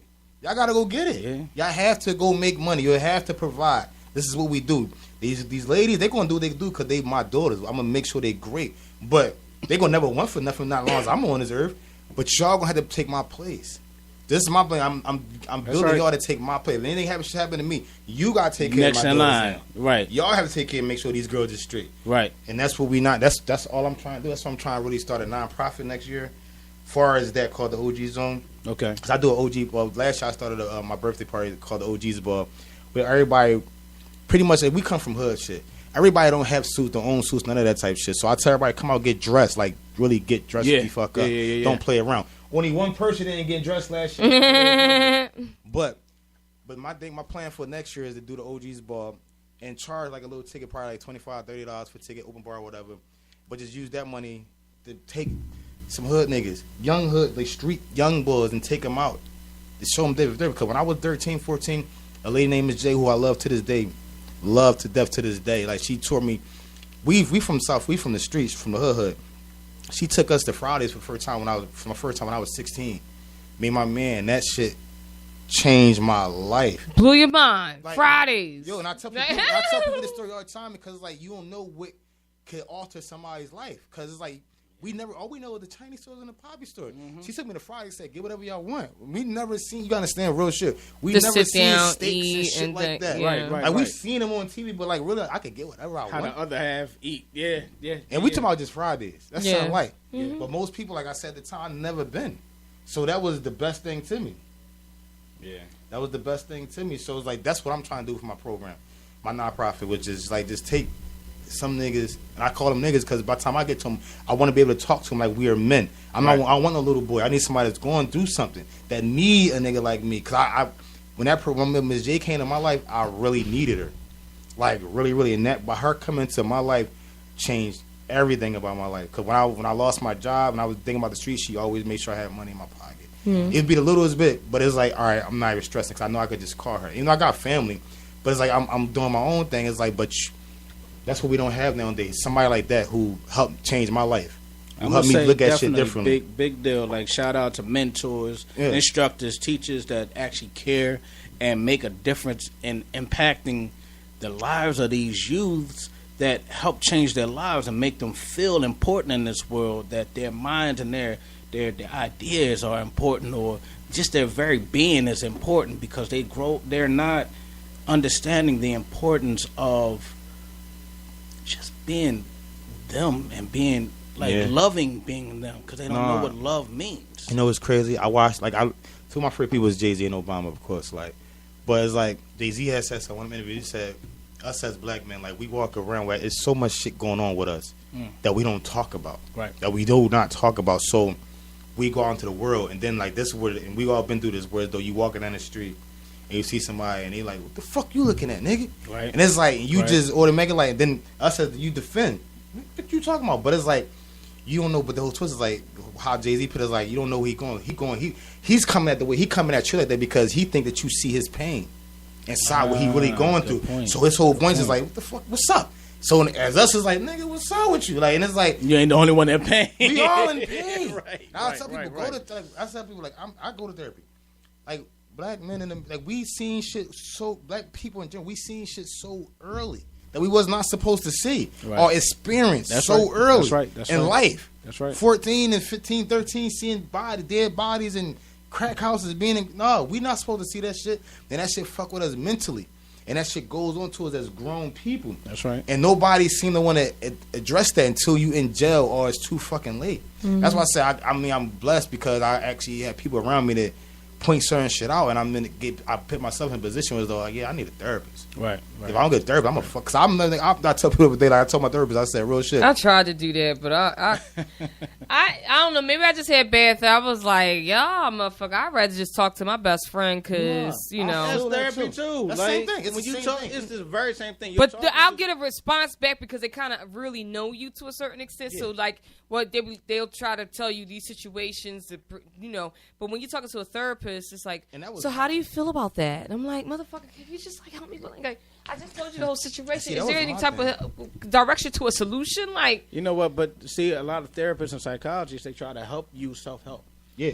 So that you it gives you a blueprint for you to be able to say, you know what? I'm going down a little bit of a dark path. Let me go ahead and get back to. And that's what it was for me. Like, get back to some sort of peace of mind. My thing so I can get back to reality and get right on top of my shit. Like you got maybe because she was Japanese and she could barely speak any English. But you know what?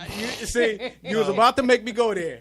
A lot of like if you can learn from pretty much every culture out there. No, I got it. So if you look at like joking, if you look at Taoism, Zennism, Confucianism, like yo, they help you. There's like some self-help shit right there. Mm-hmm. Like as long as you can say, you know what, I'm gonna make sense of it for me.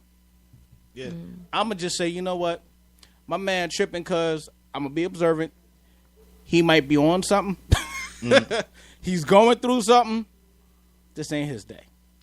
Let me go ahead and say, yo, peace and blessings and keep it moving. Right. That just might change his life.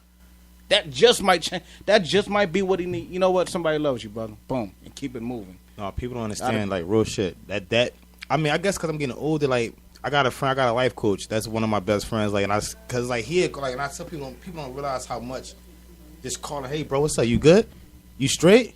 That really goes a long way. Exactly, that means a lot. That goes a long way, bro. When you care, you like, really, I really care. I don't care. And my man, he get mad because they like, you ain't tell me about the video. I'm like, Dad, when I call you, I don't really be on no music shit. I be on some real life shit. I really need to talk to you. But it's like, just to say, bro, you good, bro? I seen that joint, like, that's just dope, bro. You eating good? How you health? You working out, my nigga? They be like, questions like, what you asking them dumbass questions? Well, it was like, I need to know that. Thank you, bro. You actually give me a different point of view. Like, yeah, I'm not working out. I need to be working out. Right. Yeah. But you know what I'm saying? Right. But it's like, you care. You saying I'm looking fat? Right. It's like, I see how you doing. Wait a minute. How many beers I drink last night? And that's fact. But we need good friends, man. Good friends. I mean, I say it because good friends have got me to the place I'm at. I mean, if y'all know me when I was young, you'd be like, I don't know how you even got to this point. You know what, bro? I'm gonna say this honestly, and this has been something that's been very, very like helpful in my life growing up, and that's your friends can be your family. Oh, my friends and are your my family. You know, your family can be your best friends. Yeah. You know what I'm saying? When the times go rough and you know you ain't on your shit, sometimes you do need that accountability, and they get on you. And when they get on you, sometimes it can be constructive. Sometimes it feels like it's destructive, but then you stop and really think about it, like, yo, you know what? They will. That's the best thing that a person could get. Myself for that fact in my head, because when I got it, I used to hate it at first, which is a conscious. Where though, before I remember before not thinking about shit, just going straight off impulse, just doing whatever, right? Not thinking about no consequences. But now I think about shit so much, where though, like I remember when I first got it in my head was like, oh my god, I'm thinking about what might gonna happen. What the fuck? Who cares? But it's like, I kind of do. I don't want to go to jail. Fuck it. Exactly. Your priorities shift. Yeah. You know what I'm saying? So as I'm getting older, it's like, all right, I'm so glad I got this in me. Because I'm like, damn, if I would have had this in me when I was younger, like, tell me where I would be. That's why I be trying. Like my son say, you want a summer job. Accountability. I'm like, fuck a summer job. Create your own job. We at the age that you could really create a whole situation and make money off. I'm living proof of this shit. Right. I got my own business. I'm doing it for 2 years by myself. Right. No help, nobody. Just pure, just thinking of some shit, seeing what who need help with X, Y, and Z. Right. And I supply that shit. Right. We are in an age where you don't need to fill applications out. As I told my son and everybody, this application I filed is going to be a loan application because I'm about to get a building and some shit. That's what's up. Because we are in an age that you could really make a lot of money without no job. You could create your own job. We living in we in one right now. You know what I'm saying? It's the same thing. Like people down Cali, Silicon Valley, other niggas thinking there's so many ideas that's popping up and they making money off it. Right. The only difference is we not in that position in that area, so we don't think our ideas mean anything. Nah, say it out loud. Plus you got to remember that's a synergy too. You know what I mean? Like everybody out there is in some type of tech. But that's what I'm saying, because the hood make you feel like you can't. You meant either you gonna get a fucking job or you gonna sell drugs or you gonna fucking die. The hood don't really give you no hope that you could do more. That's why when I got to certain age, like I gotta let niggas know, like, nah, Thug is way better. I done been to Jamaica. I done been, let's go. People don't even want to get on planes. Yeah. They don't know anything. How many people you heard say, the hood? They ain't even been to New York. I don't ride no planes. How you scared? You never got on one. How you know? You don't even know what it's like. You don't even know what it's like. You tell me you scared of heights. Yeah. You never been higher than the third floor. Right? Wait. What the one that kills me is You sitting there, you got all this information about everything about the world, and you got your phobias, and you afraid of. Oh, I don't want to go to Indonesia because I heard they do this, they do that. But you never been. But you never been there, and when you go there, if you ever go there, ever took a chance in your life to go there, you probably feel like you ain't coming back, just from the way they treat you.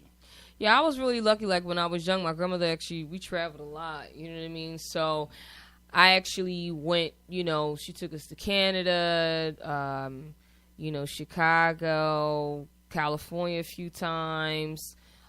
We went to Hawaii together, Jamaica. I actually was on a plane to Negril, Jamaica when I was like 5 or something like that. And I was seeing pictures. She was like, I was so broke, but I just wanted to go away, and y'all had to come with me. And she's like, we just ate hot dogs the whole time we was there. She's like, yeah, but we were away in some place different for a new experience. So I personally don't remember being on a plane, but obviously there's a picture with me in it. So, yeah. Right. Obviously I was there. That's the opportunities, though, that we had. I mean, as far as me, I never growing up, like, we were poor. We were broke.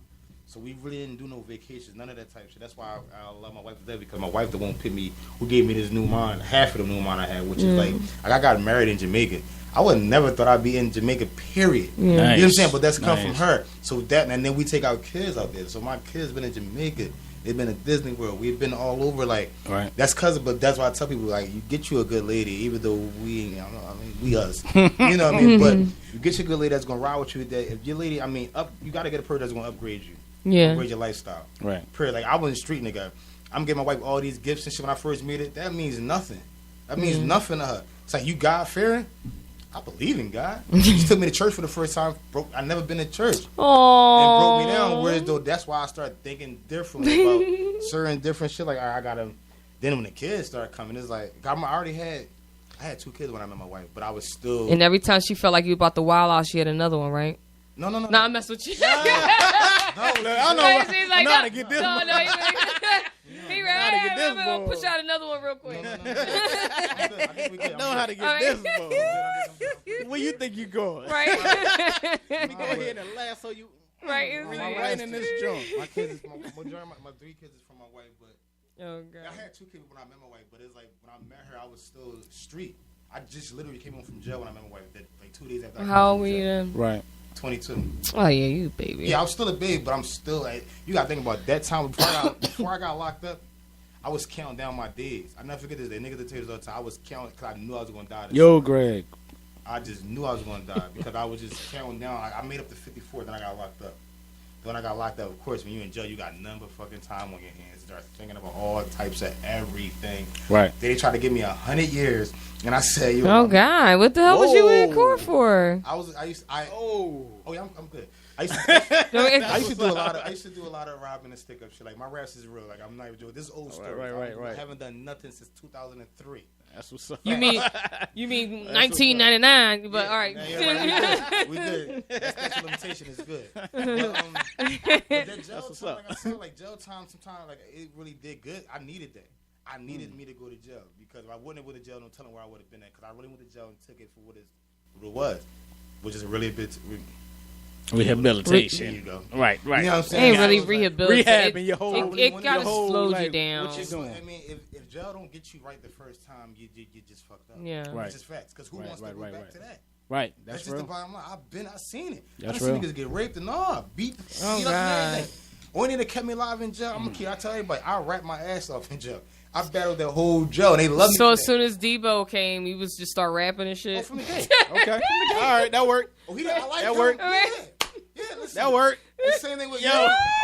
Hey, that's about that story. Yeah. Like, yo, that's about right. That's about right. Well, give me a beat. I'll be your beat.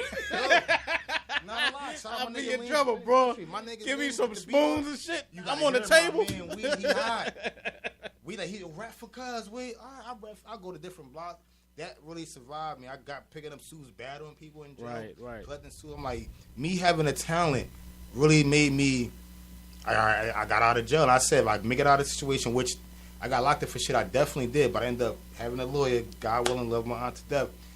And we beat her. I beat everything. I beat 6 armed robberies. That's what's up. Oh God. You know what I'm saying? And like God is good. And I'm like, I'm not gonna play around with that shit no more. Yeah, he was like, Like, ain't no way in the world I'm supposed to. That's why I tell my like, I'm not supposed to be out here right now.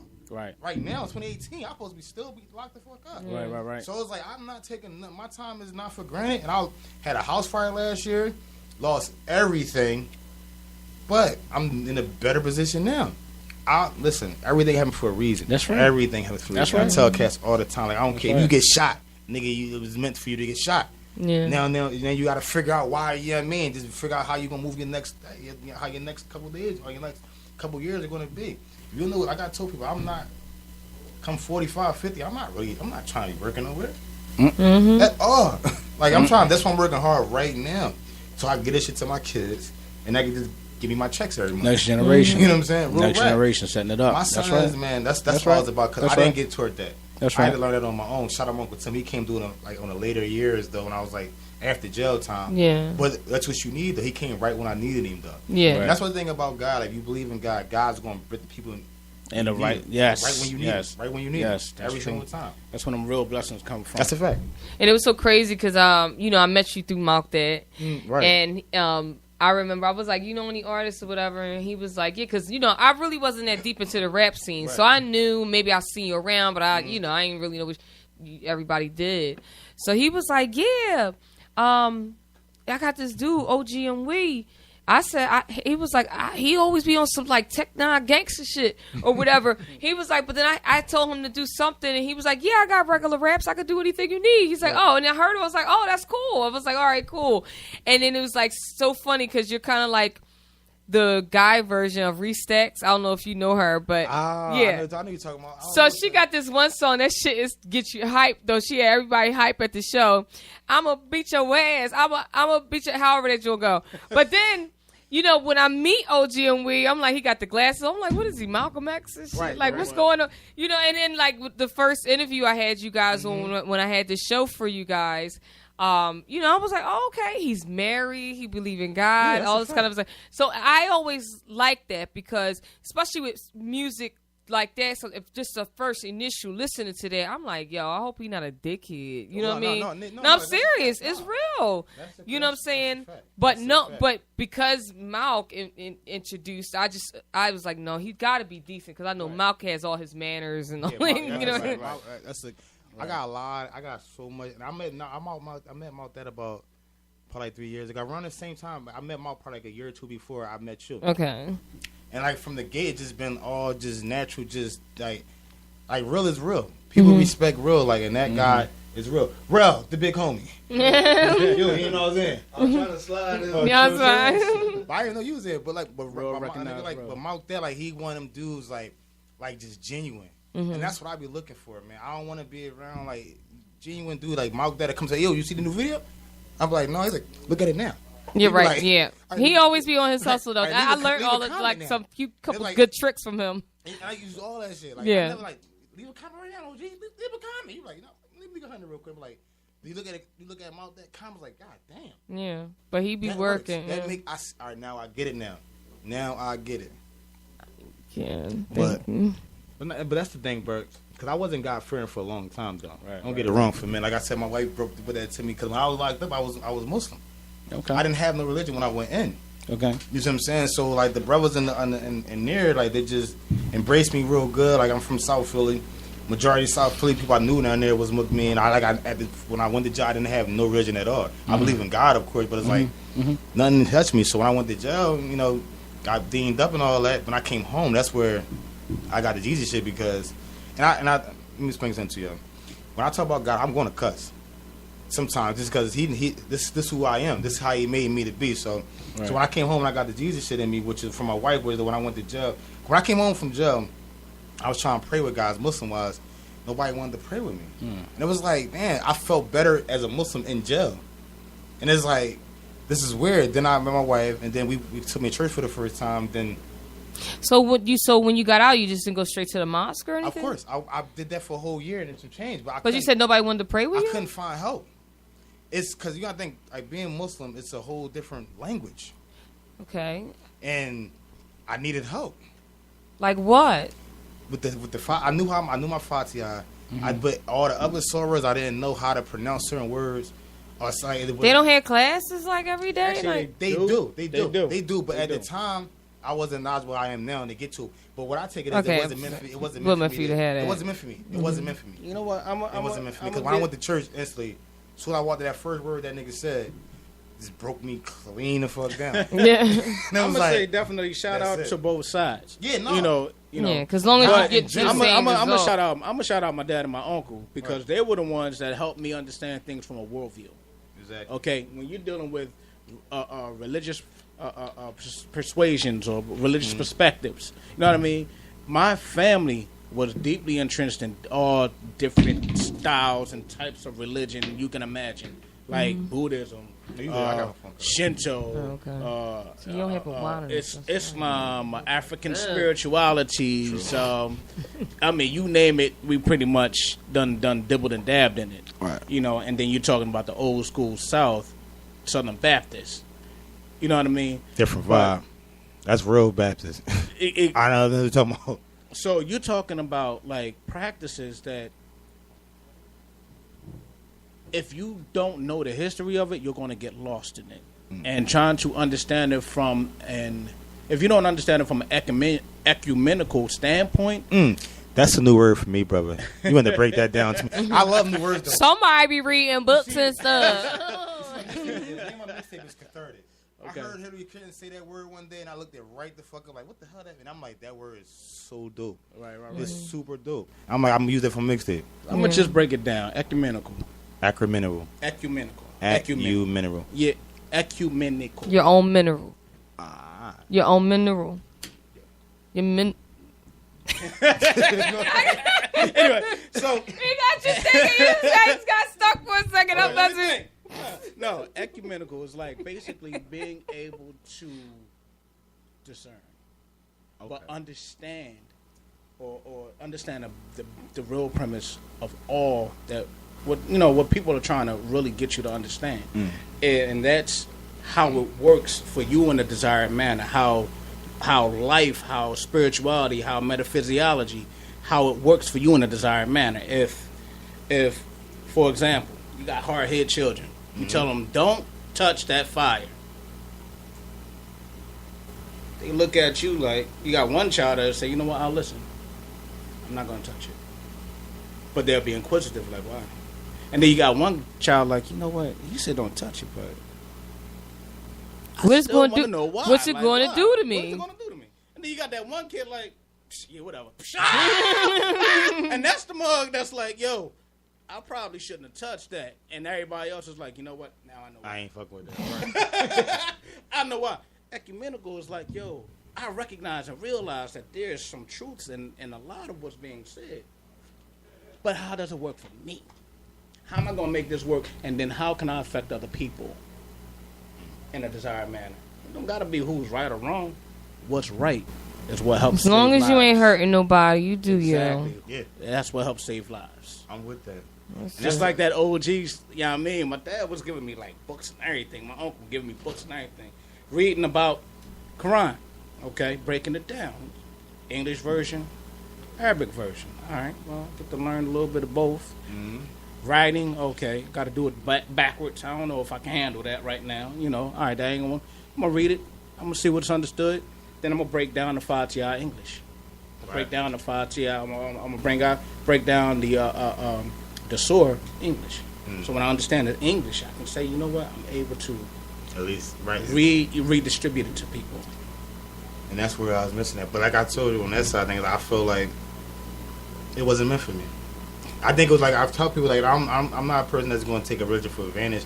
I really was into it at the time when I was in jail, because that's all we did was pray and just be around like a brother. And it was like that felt super good. Right. But when I come home from jail, I was like, I need to go back to jail to get it. No, not like that. I know what you mean. I know what you're saying. That love I had in jail, that brotherhood, was crazy. But you know what? Not everybody's going to have the same mindset. I had to learn that. I learned that when I went overseas. Yeah. I was on a contract tour in China.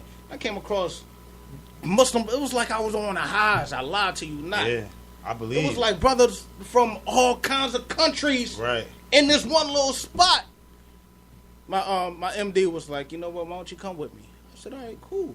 Then the manager for the MGM, he was Muslim. I'm like, okay. Both of these cats is like, one cat was Indonesian, the other cat was Malaysian. Then I go and I'm looking around. I see like African Muslims from all over Africa, like Somalia, like Kenya, a lot of from east to west, Nigerian, Ghanaian. I'm seeing them all. I mean, even places that I didn't even think was like anything like Angola. I'm like, okay. But I sat down with these brothers and sisters. I mean, sisters, Muslim, down in Australia. I believe that. I was like, they everywhere. Muslims, listen. I sat down, bro, and it was like, I get the brotherhood. But the fact of the matter is, what I learned is on not just Islam, all religion, period. All spiritual practice, it's in your own 2 feet, man. That's a fact. That's where your ground is, bro. And that's why I always go back to the words, though. I feel as though it probably wasn't for me at the time. It just came, like I said, God put certain shit in your life for a certain reason. At the time, that got me through what I was. Because when I got I got survived the jail through the rapping shit, but the stress, of being locked up, saying they keep telling me I'm about to do all these years. Yeah, no, I'm sure that is like I keep going to court. They keep saying like, oh yeah, all right, boom, boom, boom. It's like, ouch. Shit, they gonna lock me the hell up. I mean, crying and everything in jail, like fuck. And then like my man just gave me some literature to begin with. That's how it starts, of course. You reading it and it make you feel good. Like, man, I need that. At least it's gonna take that little weight off of you while you're there. Right. And that's the thing about. You know, tell you what got me off being Muslim when I came home from jail. Because the first thing I was taught was a Muslim is never supposed to shed another Muslim blood. That's automatic hellfire. When I come home, first thing I see is a Muslim kill a Muslim. That's right. And that right there was like, that's right. Then by me trying to get help, like I was saying with the surahs and trying to read the Quran and all that, I didn't know this all religion, all this shit is new to me. Right. I knew none of this, so I needed help. And all the brothers, people that was around me, that was so-called Muslim, ain't no shit neither. So it's like, hold up. It was basically an organized gang. Yeah, yes. I mean, I don't want to tell me it is what it is. Because it's like, y'all can't. Well, not everywhere, but just the mosque you was at and the brothers you was coming in contact with. Don't really have knowledge themselves. So they can't teach me anything. And that's why I got lost. I got confused. And my oldest daughter went through a whole heart situation. You know, had to get a heart transplant. So I really started going crazy. And then God just came to me one day. I promise you. And that's why I tell people, you talk, because I was delivering father at the time. The lady came out of nowhere and said, hey, whatever you're going through, Jesus is waiting for you. You know what? Straight like that. And I was like, what? And I just broke down. Mm-hmm. I was like, that's how you can't tell me God ain't real. There's a difference in there's a whole difference between a person that's, let me see. Wow. I had it in my head like so perfectly. Education and edification. And then there's just basic reading and basic learning, or some people don't even take it seriously enough. You know what I mean? When you edify, you are educating yourself to enrich your spirit. But when you're just taking in information, you're not understanding what it is you're taking in. So therefore, you're practicing something you really don't know nothing about. That's that. When you just broke that shit down, that's exactly what it seemed like to me at the time. So it's just like it's a fad. I remember growing up in high school, I'm seeing these young boys garbing up. But I remember when they was young boys, it's not that you can't change. Yeah. It's how you change. How you change. Is it change for good? Or you just like really just fatten up? I'm gonna just wear a kufi. Everybody rocking kufis and they don't even know what it even means. Yeah. You look at a brother from Dubai, he ain't got a kufi on. At all. He walking around in the suit and the tie like, yo, I'm really about my family and my business. Mm-hmm. Basically. But then brothers around the streets like, I got to have it a certain code. Bruh, you ain't overseas. Sis, you ain't overseas. You ain't in no sand. It's cold as hell out here. Lord, please. But still, it's cold out here. You need to think about your environment and think about your own 2 feet. There's nothing wrong with being modest. Modesty is cool. But your own 2 feet is what matters. Mm-hmm. That's a fact. All right. We are coming to the end of the show, so maybe we can pull something else up by OG and Lee. Indeed. And see what you got. So what song you want to play? Well, I think it'd only be right if we go to the number one, the go-to song everybody. We might have to do the Kid Nice one since, you know, I don't know. No, it's crazy because that's one of my favorite joints. The word that you see right here, Ride. Exactly. That's one of my favorite. It's cool. It's really what it is. It's ride music, relax. Okay. All right. The flow in it, John Hurst. All right. It's one of my favorite songs. I will say. Okay.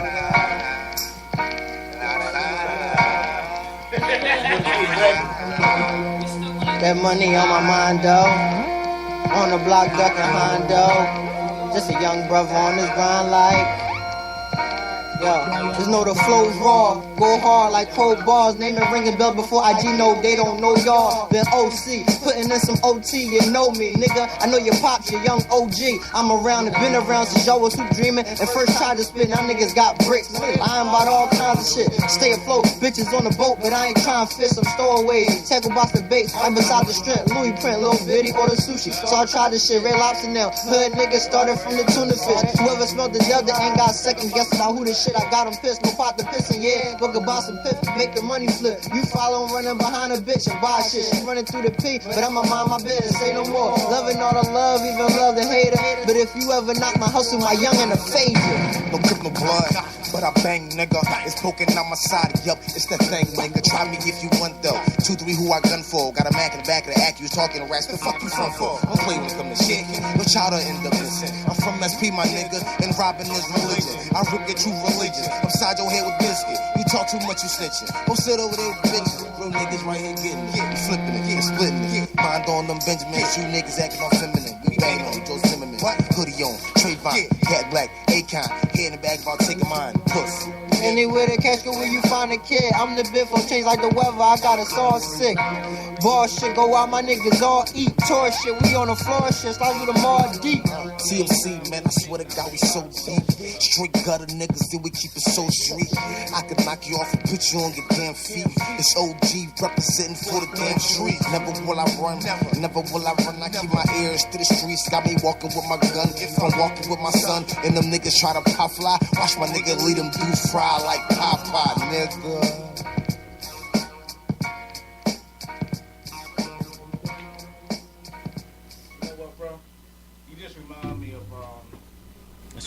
It's funny. That same spirit and what you talking about was Snoop's story, bro. And I had to learn that after listening to him talk about his transformation and how he got back to Christ. Yeah, you know facts, what I'm saying? Facts, no. So I was looking like, yo, how about I'm listening to you and now I think back to him.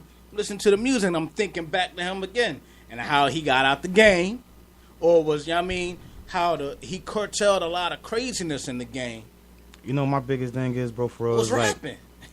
I just know, like, if one of the youngest from my hood came between, he was like, dog, he told me he was out there one time, I was doing some foul shit, right? And it was like, but that foul shit I was doing at the time altered his whole lifestyle. So he told me what he getting into now. I was like, bro, I told him, like, bro, I don't do that shit. I'm like, I don't get in, like, you take it to, you took it to another level. But when I pulled off, like, I don't know what it is about me right now. I'm just so emotional right now. It's like, I pulled off, like, damn, I feel responsible for the way he's living. Mm-hmm. So that's why I feel responsible for the next generation. Like, anybody's watching me, I gotta walk a certain way. Right. I gotta move, I gotta talk a certain way because you never know who's paying attention to you. That's right. That's why OGs never die. That's right. That's true. Yo, that's what it is. So since we did talk about, what makes an artist great, that's why you're trying to teach your sons that and everything. Yeah. But, as far as like locally or even a fantasy artist, like who would you want to collaborate with now? Oh, shit. I don't know, Persia. I mean... You do one singer, one rapper. Oh, that's easy. All right, cool. Well, I guess only person that could possibly real shit match my energy is K-Dot. That's my guy from the hood. And singers-wise, it's a lot of good singers in the city. Mm-hmm. It's a lot of good singers in the city. I like Thea. I like a cat out of Delaware named Thea? Yeah, Thea. I be trying to pronounce. I'll never forget her last name. But Thea. Somebody to look out. Yeah, Thea. She's super dope. I would probably have to say her because then you got Beanie too. It's a lot of singers.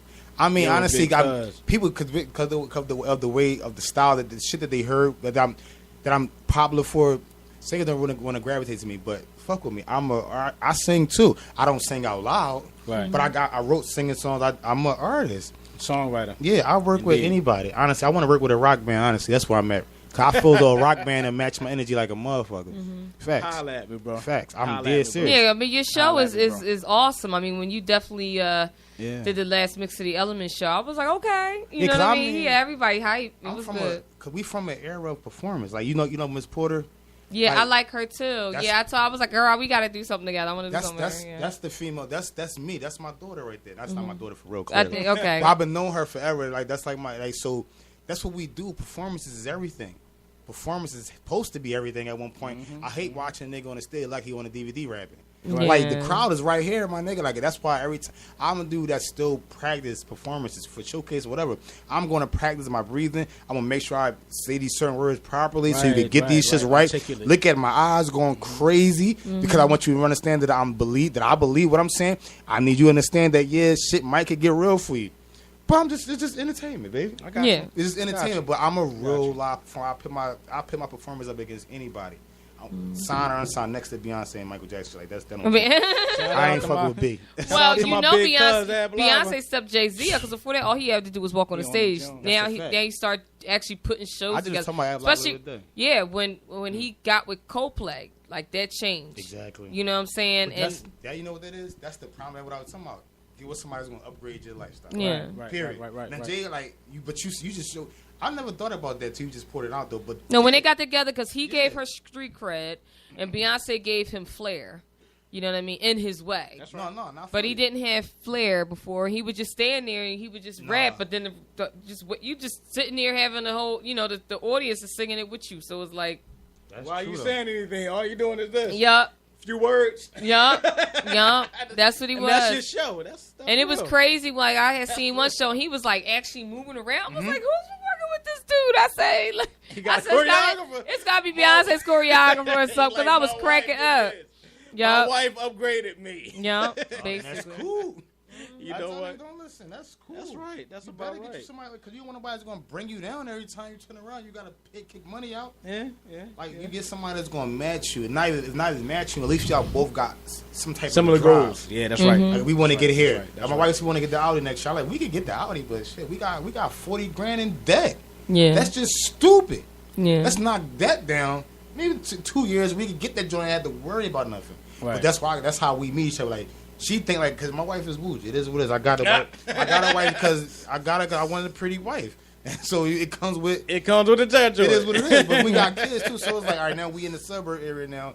Like we can't just do that. So we gotta live differently because we are living differently. Right. Like we had that fire. God bless us to get us in this better house, but now we gotta start living like we supposed to be out here. Like so we can't just spend money on dumb shit. We're gonna get the nice truck. But we need to pay these fucking bills first. Right. That's what Jay-Z at least told me. Right. Like, and I believe it. And it's fact. Like, credit is every fucking thing. Yeah. Credit is everything. That's your name. That's your name. Fact. Your name gets you anything in this world. Yo, you don't care. I tell people like, y'all get these credit. I tell my little bro like, y'all got credit though. Don't spend that. Spend that shit wisely, bro. Because you gonna have to pay that shit back eventually. If you a real person, if you really trying to do something real with your life. You're going to want to pay that back because you need your credit to be right. I'm on my joint right now. We're going to have nice wheels in 2-3 years. Right. But we have to get this credit together. No, that's real. I just had Forbes on last week. He's got his business and stuff like that going, which was actually perfect timing, because I think, that's what needs to happen. And, I've been exposed to other, like, packages and programs and different things like that. But coming from somebody like, Boyce Watkins. That's why I said he's like Boyce Watkins, the Philly or whatever like that. Because I was like, that's what Boyce Watkins, a lot of people in Atlanta, that's what they're doing down there. You know what I mean? So, and he's mostly focusing on credit, build your business credit so that you can be able to get the loans to invest in yourself, to be able to do what you love to do, as an entrepreneur. You know what I mean? So. And it's opportunities we ain't had before. People don't even tell us this stuff before. No, it wasn't. Of course, they're not going to tell you. You know what I mean? Yeah. Because you keep a lot of things secret. Sometimes once it hits the masses, it's kind of like because you got to really be a part of the thing that nobody knows. Right. When I first started, I was like really young with the real estate. And I didn't really know anybody, and the only person that even touched real estate was my grandmother, and that left a bad taste in our mouth, so she didn't want to do that anymore. She ended up selling her building to the Chinese people. They ended up turning into a Chinese store. She had a thrift shop, all types of stuff. And that's honestly because I have somewhat of a military family. But honestly, in today's standards, like I actually was fitting some of her old clothes, but my grandmother was like big booty, so that was too big for like the army back then. You had to be like a waif, like you had to be my size. My size is probably thick. They probably really wouldn't allow you any bigger than me, honestly. That's good. Right. Because they weren't really trying to let women in, like you know what I mean. This is old times, So she was like a size 12, but probably probably a little bit thicker than Beyonce. Okay. You know what I'm saying? So that's thick for back then because every standard was pretty much on white people. Yeah, real thick. That's real thick back then. No, it's real thick. Yo. Yeah. So. I say nothing. No. He's so stupid. Let my eyes do It's so wild how that's the new standard now, though. I always say that I think it goes back and forth. I mean, because think about the Rat Pack with that. Coochie Cool woman. She was a real hour. Then you had Shaka Khan. She was Hourglass. Oh, man, you know what I mean? She was a brick. Yes. She kind of still has it, even though she's thicker. She still got the shape that she had then. It's just like her waist, but she's still the same size. Would you say that everybody is lightweight? I mean, us. I mean, next. No, I can't even say us because black chicks go down to Miami ASAP, get that shit snapped bills at. Is everybody following Kardashians though? Kim Kardashian? I mean, I look at some of the things. I don't really follow them like that. Bro. I mean, because she was one of the first people I've noticed as a man that was not black next to Coco that had an ass. Because I'm one of the dudes who had the Ray J and Kim Kardashian tape. Okay. So I'm like, oh, who is this lady? We've never seen that before. You understand? I grew up on Cherokee, Pinky, them type chicks with big booties, and but before Kim Kardashian, who had ass, bro? That was not black. Just think about this. Well, you gotta take in consideration that some people buy that shit. I mean, they always been out there. They just weren't out there. You know what I mean? They buy it. But she put that shit on the mainstream. No, even Lil Kim even have it. No. Let's go back before then. That's what I'm asking. You gotta go back before then. Go back to Ice-T, bro. I said Coco. He said Coco. He said her. Yeah. Who else? Coco. I love Coco because how she moved. I remember her their reality show. I used to love. I'm like, damn, she this bad. She's still doing stuff like this. Like she said, she's a real wife too. So it's like, wow, okay. Oh, you can still be pretty and be a good wife too. I ain't trying none of that bullshit. Yeah. Coco said one thing that was like, yo, my man like getting the back of his knees licked. I'm gonna become the best back of knee licker. And I was like, damn, that's gangster wife. But she was like that because I remember she was like, I remember when I met Ice-T, I was gonna prove to him that I was going to. So she already kind of took this submissive role. That's just her, like you know what I mean. I mean, is it submission or is it a will to actually give to the person? It depends on who you are. I got you. Because love has no real boundaries. Honestly, on some real love. Like, a dog can love a cat. Love has no daggone boundaries. That's like, it can be a cat can love a fish and not eat that joint. Love has no boundaries. Cats is crazy. I got one. I got one. It's real. You know what I'm saying? Love really has no boundaries. So if you really willing to do it, I mean, I'm talking like not for them. Do it for you because you want to see them happy. Yeah. That's where it really comes. And again, going back to God, back to the man, God gave us this earth. Probably don't deserve it. Shit. But why? Loves us. Why? We here. Right. Facts. We got each other. Why? Brothers and sisters. Why? Loves us. Why? Because we here. Bottom line. Yeah, that makes sense. I mean? That makes perfect sense, brother. When you love somebody, yo, it's whatever. That's true. That's true. So we're going to end on some love. Love. So let me see what I'm going to play out of here. Love. Yeah, what I got? I got to do something. I'm going to do Music is Love. I like that song. Okay. All right, so I'm going to play one of my tracks. But OGMWE, tell them where they can find you at. Oh, man, it's OGMWE everything. OGMWE 23 on SoundCloud, OGMWE on Twitter.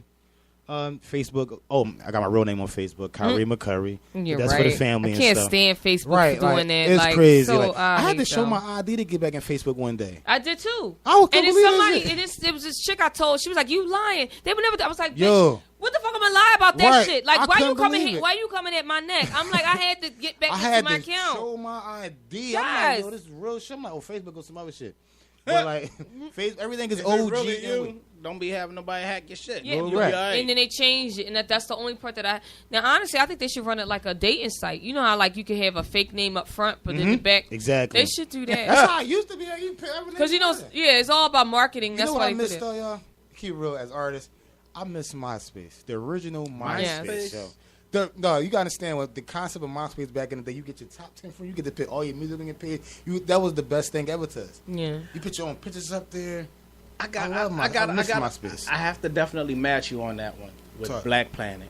See, I was too young for Black Planet. How old is you? I'm 39. See, I'm 35. See, I remember the commercials of Black Planet. I never been on Black Planet though, personally. Bro, I never been on Black Planet. Basically, it's the Black Facebook. I'm sorry, the Black. Still on right now? Yeah, it's still popping. Is it considered a dating site? It's everything. It's all inclusive. everything now. It's everything always evolves. It's I think, everything. but I don't know. I think I'm still a more social media than dating, but people would go there to date. Of course, they go there to date. They go there to network. They go there to promote. No, and I asked things. you because there's certain apps that cannot be on my motherfucking phone. So Tinder. Right. Tinder. I will never say what the hell is up? I've never used it. I said, yo, what's my little brother be on? Plenty of Fish. Yeah. I said I would never download that motherfucker app. I watch my little brother score every single day. No exaggeration. My brother got a card off of POF. Oh, really? From a white chick. Oh! Facts. So your brother, like, he put it down like that? It ain't just my brother. When people talk about people, they say it's 100% accurate that you're going to bomb something. I'm like, I'll be actually trying to kill time half of the time. Sure. Like, let me see what's going on. Okay. I played myself already with the POF. Buku, whatever that was. I really was playing games. I promise you, I really was playing games. Of course, you look at the pictures like, oh, she's pretty. I like that. But it's like, it's a game at the end of the day. I was not talking to nobody. Right. But somebody seen me on there and I got the screenshot. I was like, I was just playing games. Somebody trying that, so I don't do a no type of dating sites at all. Facebook, funny. Instagram, Twitter is where I'm limited at. Now, the Black Planet not black people. What we just talking about? Black Planet. Like I might go do that because I am looking for social media that makes sense though. For the music and for the acting side of things. Yeah. Not just be on everything just because it's the pop. I'm not even on Snapchat.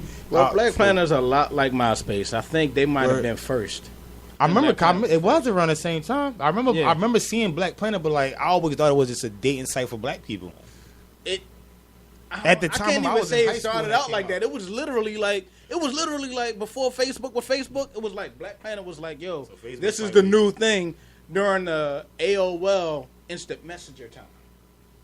During that time, they take everything from black people. Yeah, that's fucked up. Like, cause I do remember this to be around that time. I remember what you're saying, but at the time, I was on MySpace. MySpace was everything to me. Like. You couldn't get on my. I think about the time, like I tell you, I ain't been on MySpace in like almost 20 years. I actually tried to load a MySpace up a couple months back. I couldn't even find that shit. I don't think MySpace even exists no more. No, it's still. It is. It's up, but nobody uses it though. When I try to get a MySpace, they might not have a. They gave me the app. I know you. I don't know if they have an app, but they gave me an app with every app. That app. Yeah. It's a social media app that got every app on it. One app that has. Every app on it. That's how they try to get me to download. So you mean you can post once and it'll go on all the apps? Is that what you're talking about? I never downloaded it. I'm like, I don't want all these guys. I don't want. There's so many social media apps out there. No, I know, but I never downloaded. I'm like, all I want is MySpace. I don't want all these other shits. Right. So but that's what I'm saying. I don't think MySpace has an app. I don't think it does. That's what I'm saying. Like that's why I left. But it's still up there because somebody that he actually was on tour here in Philly. Years ago, and I seen him at the Khyber. That's when it was still the Khyber Pass, and he pulled out the car. He's like, "Look what I found." We still talk to each other. Even I think he's from Ireland or something like that. And he's like, "Look what I found." I was sitting there like, "What?" And he's like, "Oh, I'm looking at this picture. I said, I cannot believe he still got my. He's like, I was like, do that even still work? He's like, yeah, it's up there. I just checked it out. I was like, are you serious? Wow. Yeah. So no, it's up there. And I looked at it and I had to change my email. I thought I deleted it. If I could get my old MySpace back. Oh, missed it. It's all right. All right. So anyway, we was running a little bit over a minute. We're gonna play this music and get out of here. All right. So music is love. Check out. Yeah. And I'll holler at y'all next week, same time, 9 o'clock.